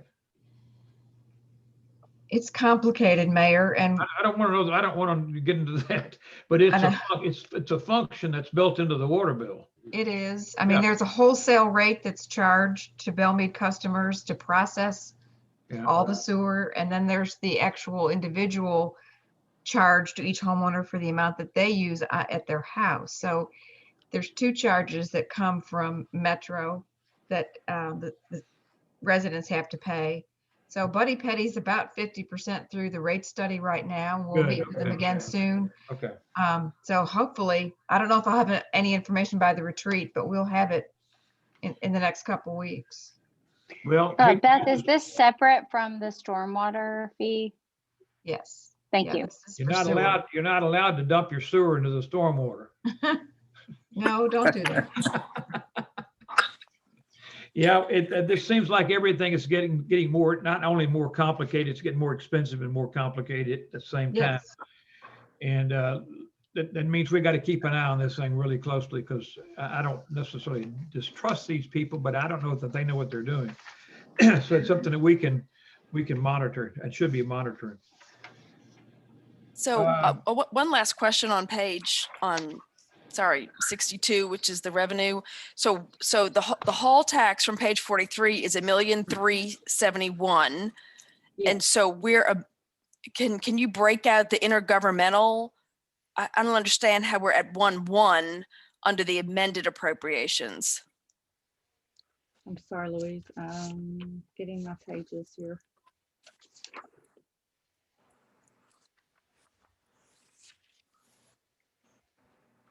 Or is this for the next year? So No, this is the amended. I'm sorry. I was just pulling my pages up here.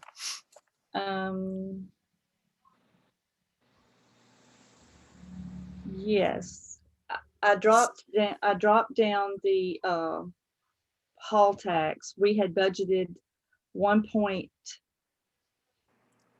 Let me look. I'm sorry. I've got it right I'd like here. to break out intergovernmental so we could always see what the hall tax is. This comes up a lot.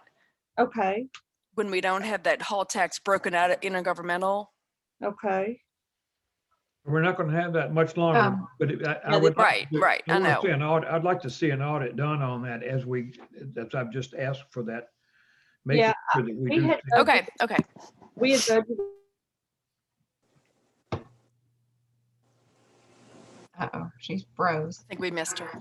Yeah. But the fiscal 2021 budget is $1,371,000 from page 43. So I'm just trying. We sort of talked amongst ourselves, and the idea was to bring it down to like $500,000. But the intergovernmentally includes hall tax and our state shared taxes that we get monthly. Yes, correct. Yes, sorry, it's not just hall tax, Louise. No, but it's sales tax, the gas tax, mixed drink tax. Yes. Right. So. But on page, right. So intergovernmental amended is $1,000,001 here, but on page 43, state income taxes is $1,003,000. Right, and that was that's what it was budgeted in December, but because those statements are from December. Okay. So it's not going to reflect this resolution. Okay. Local taxes, it is broken out. Local taxes is the mixed drink, franchise, all that. The local. No, I think local is our property taxes, isn't it? Sorry, you're right. I'm sorry. It is. You're right. Sorry. Yeah, when you start consolidating these expenditures, you're not exactly sure what's being consolidated. Right. Can we not use the same line items on page 43 as we can on page 62? Can we not use condensed financial statement? Yeah, I think I don't see why we shouldn't do that. I think anything that we can do to clarify it to the commissioners. Okay. What would that, rather than trying to consolidate these numbers and us trying to figure out how to break them out. Okay. And I realize this is the form that we've been using on the appropriations for a long time. Forever. Okay. I'm curious. But maybe we could have an addendum to the resolution that, just like we're going to have on this next issue, that really explains or has it more and broken out by sub expenses and stuff. I think if we did that, it's tied that to this. I don't think you want to change the format of the resolution. Well, that's what I was wondering. Is this provided by the state? I'm curious, Beth. I'm sorry. I don't know. This is the format that was used when I came here 30 years ago, and I've never changed it. Okay.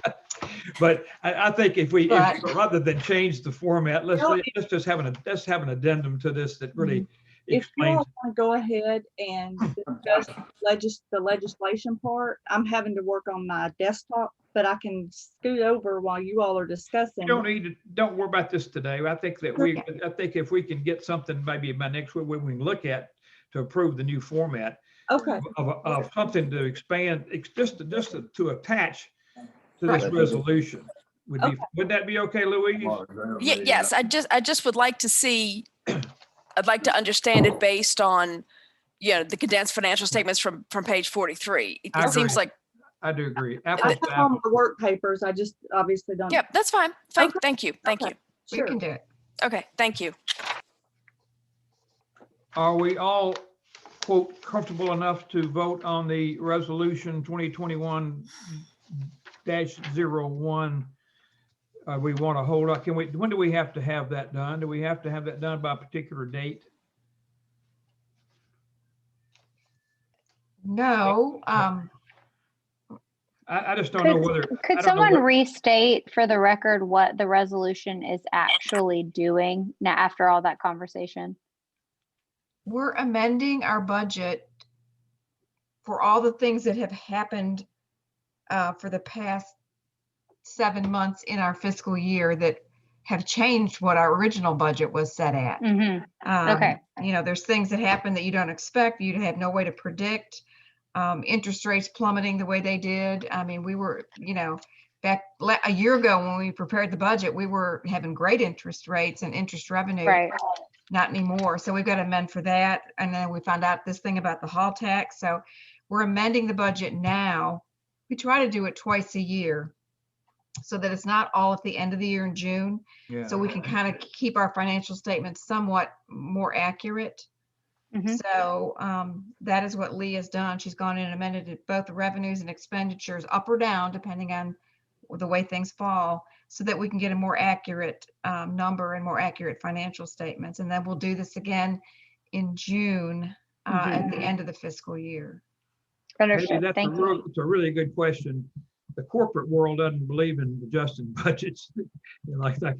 Well, I am certainly a fan. Yes. We're required by law to do that. I mean, we I agree. have I was to about to adjust. say you are required by law to do that. So I Yes. understand. I just want to make sure I knew what I was voting on. Yeah. It's actually $1 million swing. So I think it's really important. And I know all the information's together and I appreciate all the work. Lee, I just thought it may be worthwhile to show it a little more detail and consistent with the earlier financials. Louise, would you rather defer until we can really look at both together? I wouldn't mind that, since Beth said it's not this is really done for our purposes, so we'll be able to have a better idea of where we are on the budget. Right. And look, I think looking at this next month would be fine. I really would like to get this break. You know, we had so many changes. This one's big because of the hall tax primarily. It is. It's $1 million swing. Yeah. Why don't we defer and then look at this next month with the addendum to the resolution that has it line by line. Would anybody want to make a motion that we defer voting on resolution 2021? I'd like to make -01. I'd like to make a motion to defer the vote on legislation resolution 2021-01, amending the budget for 1 month. Is there a second? Rusty Moore, I second. Motion made and seconded. All in favor by roll call vote. Louise Bryan, aye. Haley Dale, aye. Jim Hunt, aye. Rusty Moore, aye. Where's Bob Weagle? He's muted. Bob Weagle, aye. Good. Okay, we got that, and that's deferred for a month. The next item, resolution 2021-02, excuse me, establishing a public safety employees trust fund to administer the David and Cindy Wells. This has been changed. The word is exemplary service award, not excellence of service. That's so you can scratch through that. And Lyle, would you go ahead and put that resolution up on the screen so everybody will be able to look at that at the same time? I will do my best. Thank you, sir.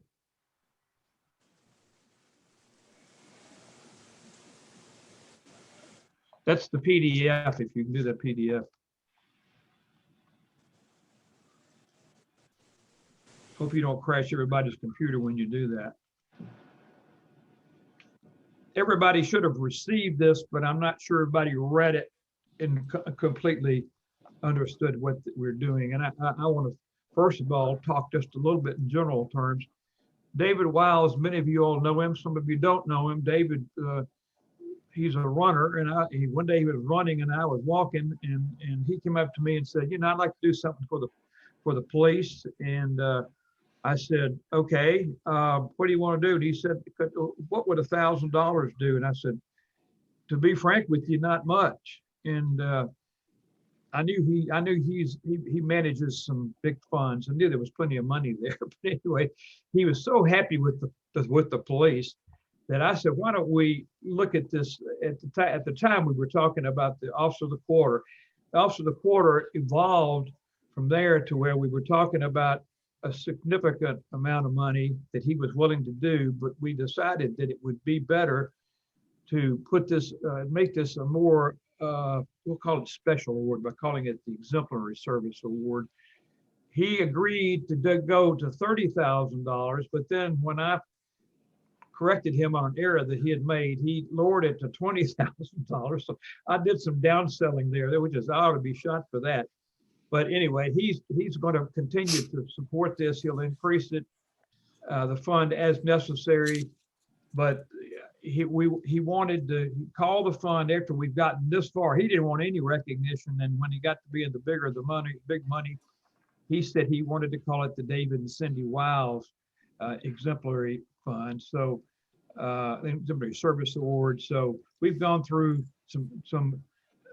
several different iterations of this, and we've come up with this as the solution that seems to be making Lyle happy.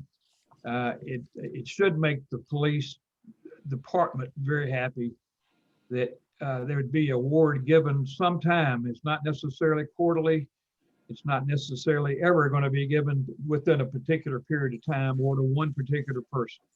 It's for recognizing exemplary service, and it would include the dispatchers. Let's see, Lyle, can you go down, if you can go down to the bottom of this. I think this one has, this is highlighted because Beth made some changes that we talked about today, but as you will see, all donations of the trust fund should be deposited to an account. It's going to be a restricted separate account, but it will be commingled, I use that word loosely or tightly, with our general fund, so we can get interest on it. But it can, anytime it can be broken out so that he would be able to see, David and Cindy would be able to see what the balance was, including any interest on that fund. The rules, we want to stay as loose as we can on the rules as to how you would qualify, because that's something I think that will evolve too over the period of time. But we do want it to be called the Exemplary Service Award, so that it won't be just given just because somebody did something that was nice. The trust fund committee that would be established by this would be this, by the way, this is the account guidelines that would be attached to the resolution. The city manager, the assistant city manager, police chief, the finance director, and the mayor or a designated commissioner would be on this fund to make decisions on who the recipients would be and on management of the fund. There really won't be any financial management, since it would be commingled with right now with our general fund. Nominations for the award should be made in writing and submitted to the chairman of the trust fund committee, who shall call a meeting of the committee. You can read that as well as I can. The award amount would be right now set at $500 per individual, which I think is significant. It hopefully will give the department people, and it's not, as I say, not limited just to the officers, but to the dispatchers also, for exemplary service. And anybody would like to probably have some questions, and I think that this time we can probably answer those. How much is it? He's putting $20,000 into the fund to start with, and the award would be, when it's given, would be to $500 per individual. And this will go on forever or what? Theoretically, yes. There would not be any, it would be more like an endowment, except the fact that it would be an endowment, except that we're going to be able to withdraw $500 every time you've made the award. And David, during his lifetime, would be able to increase amounts to this fund. Also, this fund would be open to anyone who wanted to give money to the police department under this exemplary award category. So it's not just for David, just named for him because he started. How often Wyatt, would, go ahead, Bob. they give excuse me, how often would they give the award? There would not be any set dates. We could give one a year, we could give 5 a year, we could give, but it is not restricted to give a number of awards per any period, because if you don't have somebody who hasn't, if we don't have any exemplary award winners, why give it? So that would diminish the importance of the award. Okay. Sounds pretty good to me. Why is it going into a trust? It really isn't going into a trust. It's going into it's just called a trust fund. And I don't know, Doug, are you still on the call? I feel like we need to change the term if it's not going into a trust, only because it doesn't make any sense. It's not a trust fund, but I mean, it may be that the donors are able to deduct. Now, we don't give people tax advice, but it may be that they're able to deduct it. We don't give them advice.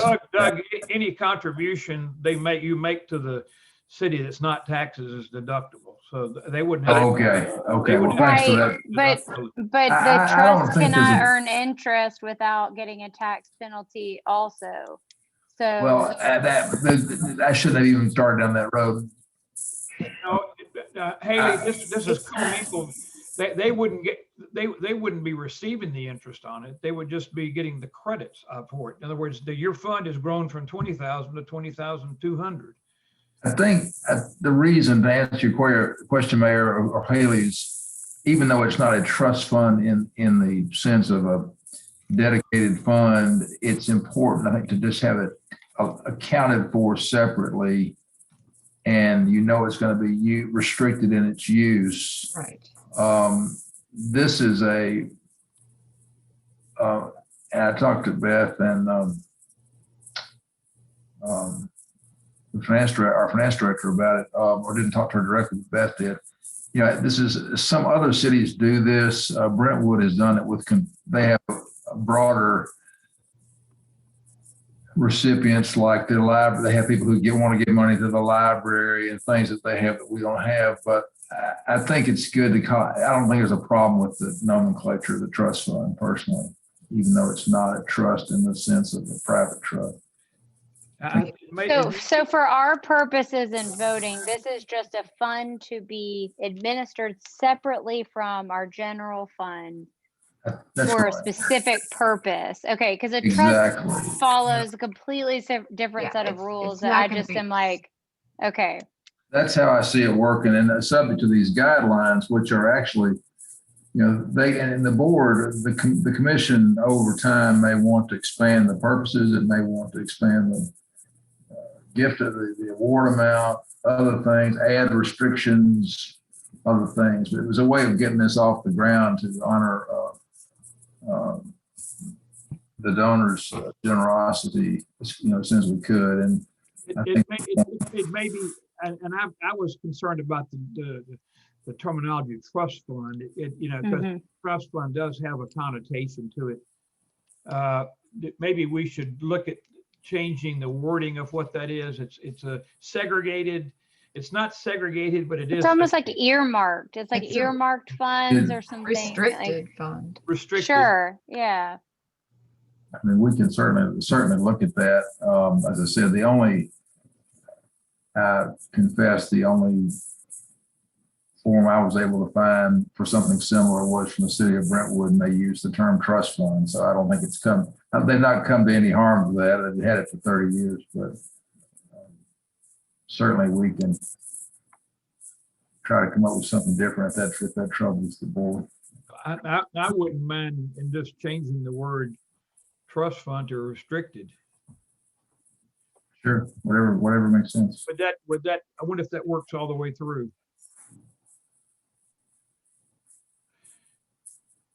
Wait, like in the second. You just call it a special fund if you wanted to. Mm-hmm. It's just for a way for the people giving the money to know that their money is going to go to the special fund and not to the general, not just to be paid, other city expenses. Right. Well, we didn't want to delay David in giving us the money. Freddie, he might change his mind. Do we want to go ahead and vote on can we vote on the resolution with that? Well, I guess they're both tied together though, aren't they? So you really can't uncouple them. You could vote on it with just saying that you're going to change trust to the word trust to special. So instead of trust fund, it would be special fund, if that's what you prefer. Yeah. Haley, what do you think about that? I think that's great, or we could honestly just name it what is said in our agenda of, I don't have it in front of me, but the David and Cindy and David. And Cindy, yes. Wiles, Service Award Fund. But it says award trust fund. Exemplary. Right. I think just omitting the word trust, just to prevent confusion. Okay. Honestly. Let's make the motion. We will eliminate the word trust and substitute another suitable word. Can we do that? Sure. Can we do that, Doug? Can you? Yeah, that's fine. That's fine. You can do that. Just agree that by consent and take it up and approve it with that change rather than going through the formal amendment process. Okay. Haley, you want to go ahead and make a motion that we do that? Sure. I'll make a motion to approve the David and Cindy Wiles Exemplary Service Award Fund pending a slight name change at a time to be determined in the future. Sounds good. Is there a second to that? Rusty Moore, I second. Motion made and seconded. Any further discussion? All in favor say aye. Louise Bryan, aye. Haley Dale, aye. Jim Hunt, aye. Rusty Moore, aye. Thank you. Where's Bob Wiggle? Oh, he said that. That was Bob. Okay. Bob Wiggle, aye. All right. Motion for 2021-02 passes with the minor exception. The last is other matters, legislative update. Haley? Sure. Okay. So it's an interesting week at the legislature. They have closed down for the week, so there's a whole lot of nothing going on, and there will be much happening next week. They're also planning to adjourn the second week of April in the quickest, I think, in my history, legislative session on record. A couple of things that I wanted to flag for everyone. One is a bill that would allow, it deals with LLCs and the ownership of property under an LLC in local elections. And so what the bill would seek to do is allow 2 votes from a registered LLC to vote in a local election, regardless of residency requirements outside of needing to be a resident of the state of Tennessee. Only flag that for you because I think there are several properties in our city owned by LLCs, and how those numbers could affect our local elections. We haven't dug into it yet, but just letting you know. So you're saying an LLC has a vote and the individual has a vote? 2 members of the property LLC ownership would have 2 registered members of the LLC would have a vote in addition to let's just say they're renting the property long-term, or there are permanent residents of that address that are also of voting age. I mean, you could end up with more voters in the city than your, Yeah. it's something I'm flagging for you. I don't think it's hugely significant, but Rusty, you deal with a lot of LLCs, I'm sure, don't you? Yeah, but that's a really strange, that's very Mhm. strange, because that's giving an entity the right of a citizen. And I hope that does not pass. I agree. I'm just putting it on your radar. It has been assigned to state and local government, and I think that we are a good 3 weeks away from that being heard in committee. I suspect it will be picked apart in just so many ways. I think people could be. I mean, I think there's so many questions. Are you foregoing your rights in your, like, let's just say I live in Knoxville and I have an LLC property that I own in the city of Belle Meade. Am I foregoing my rights to vote in Knoxville in order to vote in a Belle Meade election, or am I able to do both? I think the number of questions that will come up are, the list is long. So I don't suspect that will be something that we need to worry about, but if it progresses, I will certainly be happy to get involved in whatever capacity necessary. Another bill wants to change the local elections of all municipal governments to coincide with the August primary and November general elections, which I believe we are already doing. We have the stormwater bill that we talked about. I guess it was last month. Yeah. This particular, that's right. So this particular bill is very popular, I will say, with the legislature. I do want to reiterate that, or I'm not sure that I made this clear last time, but this is not something that would be retroactive. It would only be moving forward. So the fees that we're currently collecting from residents wouldn't be lost revenue.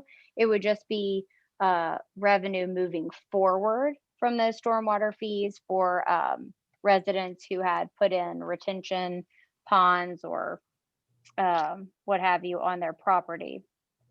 I sent Lyle a text today to let him know, actually current law asks us to adjust those fees for people who are putting in retention ponds on their property. I was not aware of that.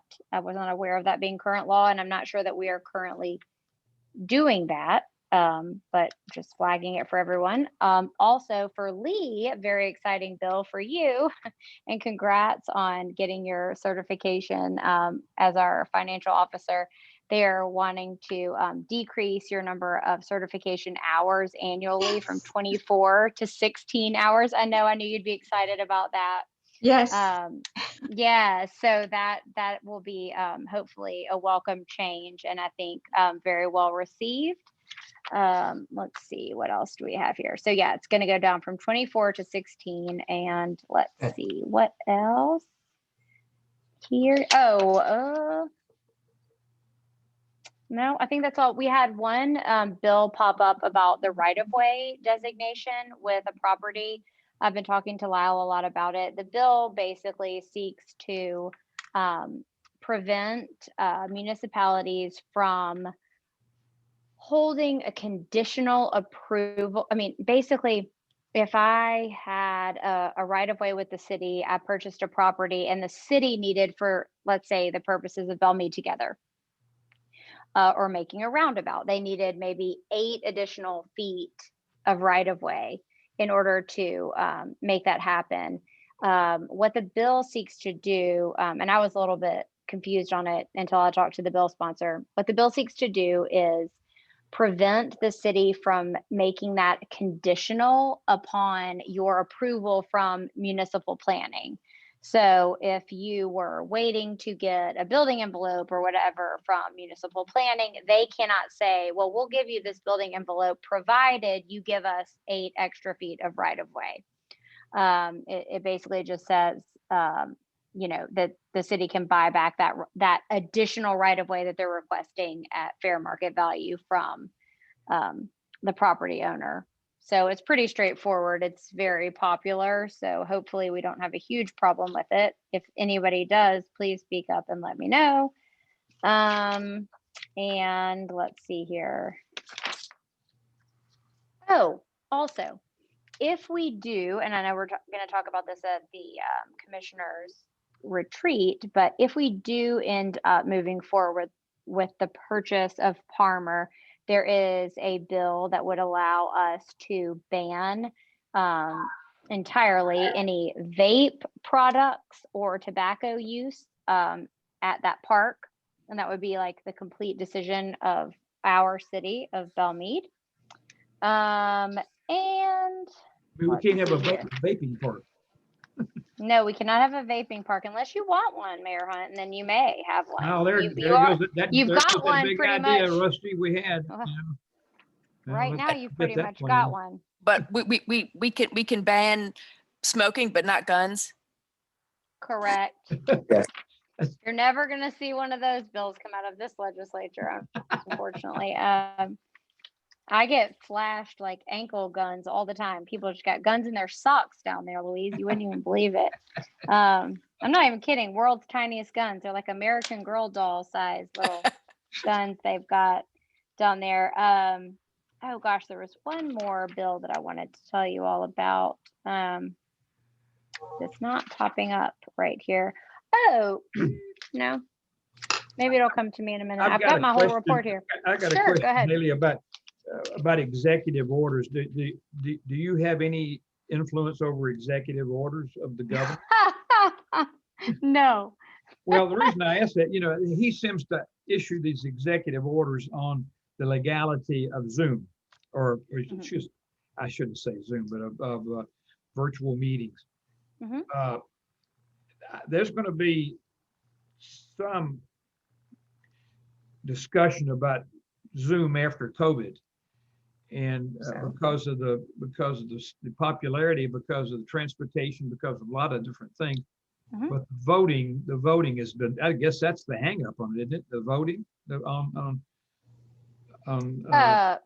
no, I think as long as everything is publicly recorded and open to the public, I think there are a lot of things that have come, to our state based on COVID. One of them, a huge one, is alcohol delivery. I don't know if you all are utilizing that particular service. I am, I know.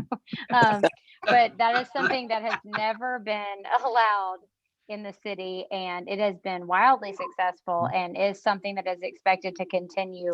So I assume, just like schools will do moving forward, it's like my kids right now, like the snow day does not exist anymore, guys. I mean, the snow day equals school. I mean, you are in school. If you have strep throat, you're in school. And so I think as a result of that, I think there will always be a Zoom option available. And if someone can't be present or they're traveling or whatever, I think it just increases attendance. The one area I know that will not be possible is at our state legislature. They're not currently allowing members, unless they have a terminal illness, to call in for voting purposes. So, or have their presence be recorded. So, that was I just wonder what. Yeah, it really does. But I was saying that for those of us who really like Zoom or like the virtual meeting, it may be an advantage for us to continue using it, or at least continue using it when we feel like it's necessary without executive order by the governor. Yeah, let's check into the issue there with, I don't know that there would be an issue with continuing to hold virtual meetings. I think the executive order has been to prevent meeting in person, but I don't believe it actually, if it were removed, would prohibit continuing to meet on Zoom. But let me get clarification on that. Good, thank you. Sure. I do think that the executive orders are all emergency driven and state emergency driven. And so I think that honestly, we can't meet unless we are in a state of emergency, that we can't meet this way. Well, all these executive orders have a date of commencement and a date of termination. So that would obviously have to be changed, though. Right, but they all have the preamble that due to the state of emergency. I got you. So, it's the same thing with notary right now. We're allowed to do notaries in a different way because of a state of emergency. So I think I think it's something the legislature will need to and want to consider because despite the fact COVID's been really difficult, we've learned a lot, and we've learned that we can do things some different ways that are perhaps more efficient. Well, and I know, for example, with the state and their state office buildings, I mean, they have decreased in-person work environments by 48%. They were already around 31% prior to COVID, but this has really sort of escalated their desire to move everything sort of away from in-office jobs if possible. So I think, again, let me seek clarification on it, but my understanding is there are numerous things that have worked better than they had previously thought possible through the use of Zoom. I don't think we could adopt it as a permanent platform, but I think in extenuating circumstances, they may give someone like Mayor Hunt the ability to, or us the ability to authorize him to call a Zoom meeting if necessary. They're doing that with a lot of school systems as far as meeting for in-person learning versus virtual. There's several bills addressing that. So I will seek clarification for that tomorrow because everyone's just sitting around. Well, one of the things that we have a lot of, it seems like every year we have 2 or 3 special meetings that are always difficult to schedule.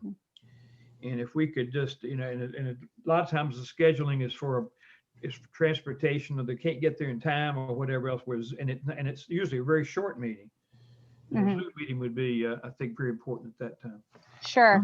And then one other bill I wanted to flag for you all, I just remembered, was, and I called Mayor Hunt about this earlier in the month, is a bill by Representative Patsy Hazelwood, who is the chair of the House Finance Committee, regarding doing a balanced budget every year for municipal, local, metropolitan governments. And there is a lot of questions to be asked there. We do a balanced budget, but we do it in a sort of unconventional way.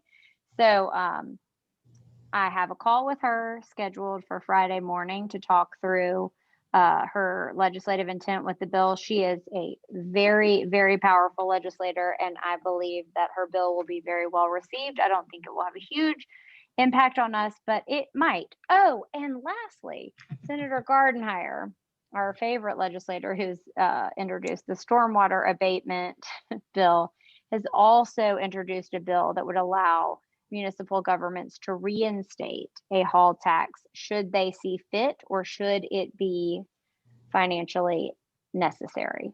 That won't pass. I understand. I'm just letting you know. It's one of those things that will come up again.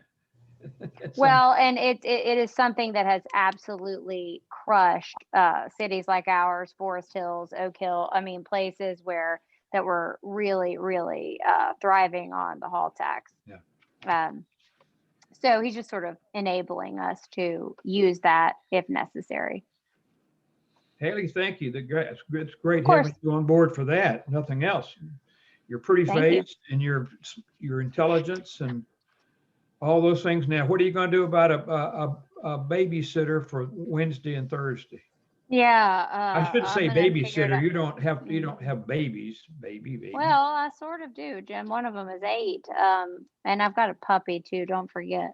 No, no, I'll figure it out. Don't worry. I'll figure it out. I usually need 3 people to assist me with all of the various locations that we have to get everybody, but I will make it work. We cannot help the weather, and I will be there. Thank you, dear. I've got several things that I want to, I know everybody's dying to go have dinner. Just a reminder that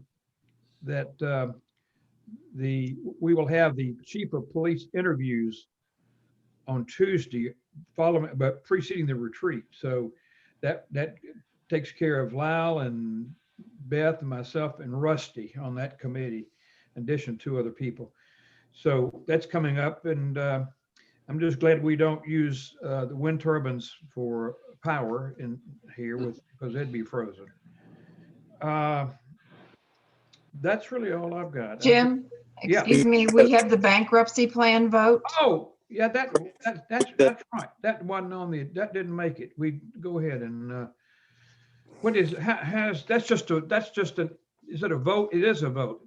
Yeah, it does require action by the commissioners. It's more a formality. Lyle, do you have that documentation that you can share? I forgot all about that, but I knew about it, but forgot. Yeah, that's okay. It's not on the agenda, so it's easy to forget. I hope everyone kind of understands what's going on. The city is not going to lose or is not at risk by doing this in any way. We are still going to get the full amount of the delinquent property taxes plus all interest whenever this bankruptcy is resolved.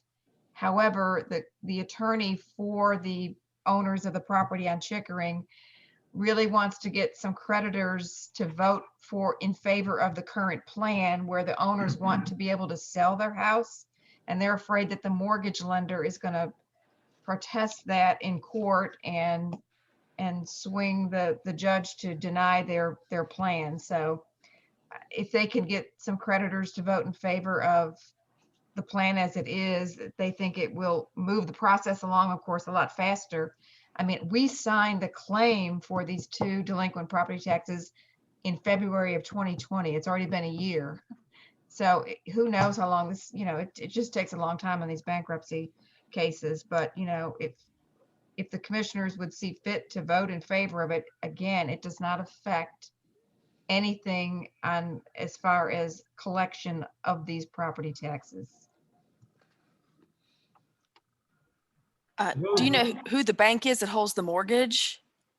Let me see here. U.S. National Bank Association. Okay.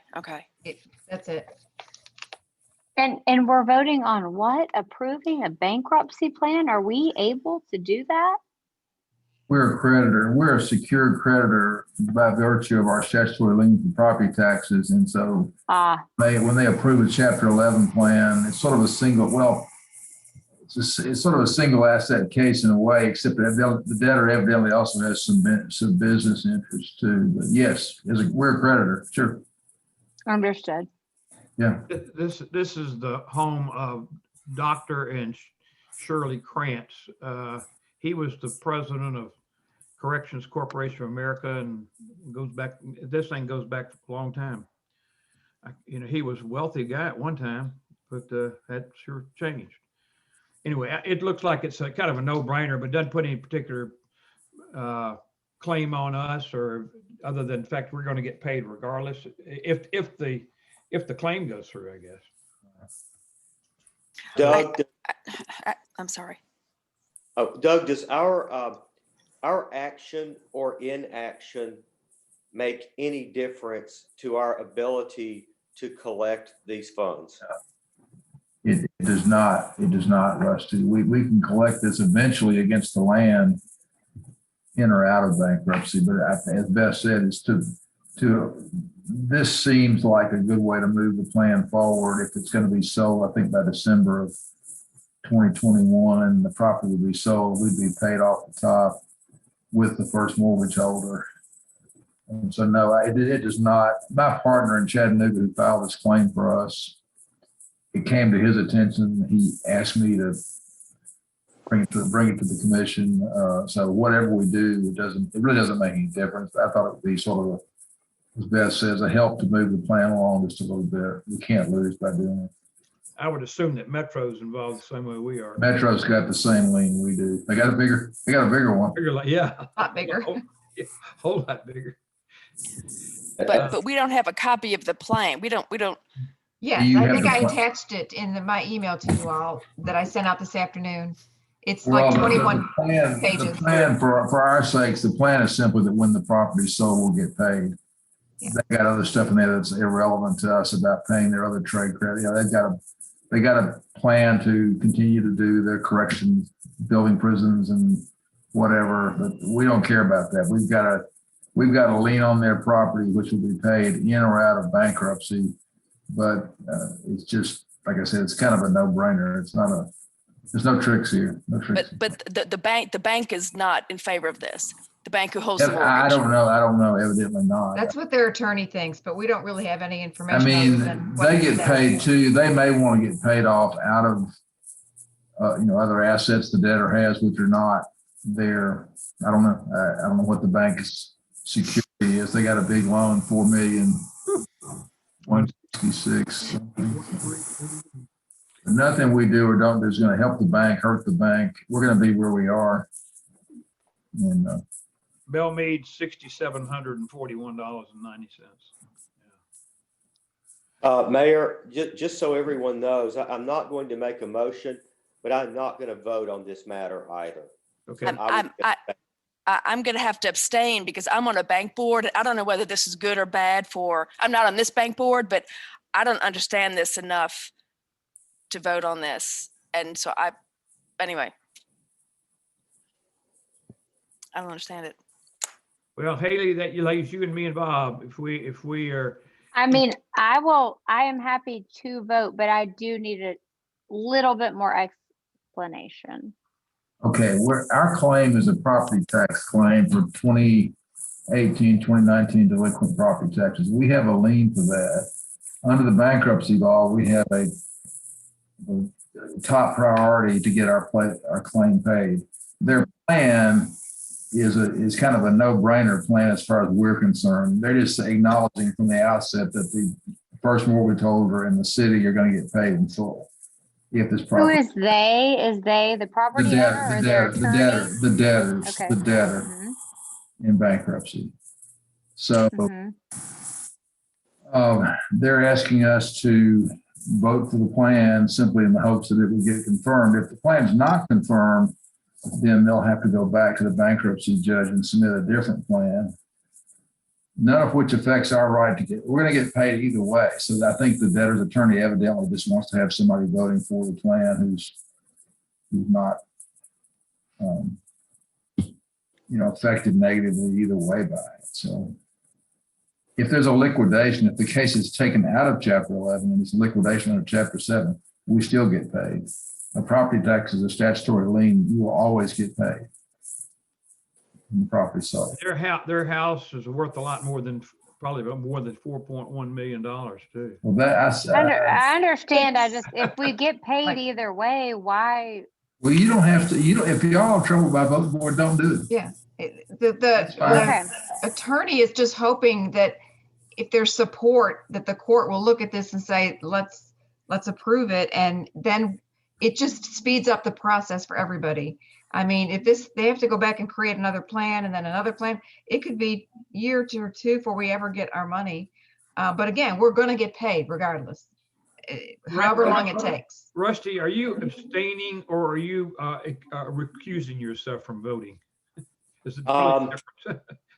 No, I wouldn't have any reason to have to recuse myself. Okay. I just prefer to abstain on these individuals. Okay, gotcha.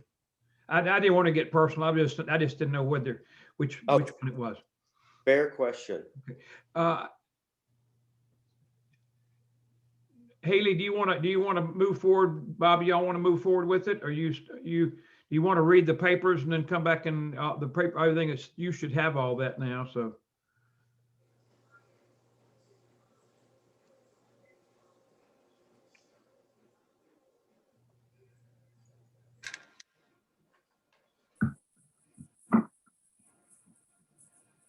Are you pondering this, Haley?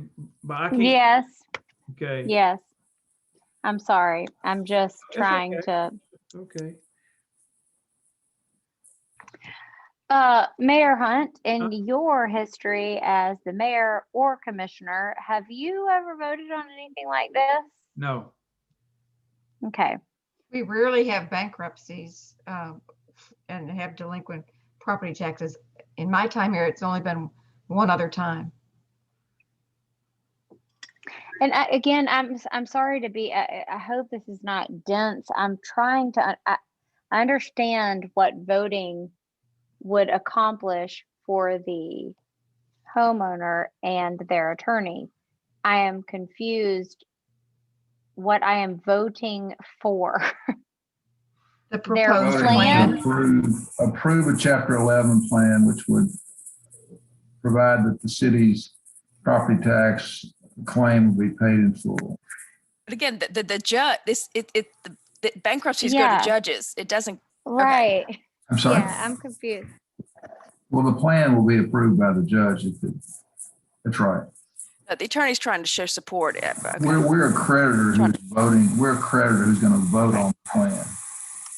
I'm just not sure that, well. Don't do it. If y'all don't do it. My own personal. Don't do view, it. I'm not sure that as a. If y'all not willing to wanna accept be- our advice, don't do it. That's fine. Yeah, you don't have, we're still gonna get our money. We're going to get our money either way, so that's fine.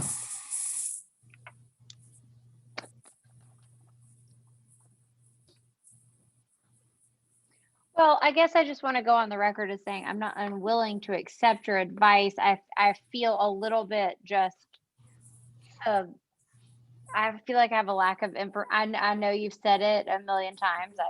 I'm not trying to go against your advice. I just, Well, truthfully, it came at us late last week too. So honestly,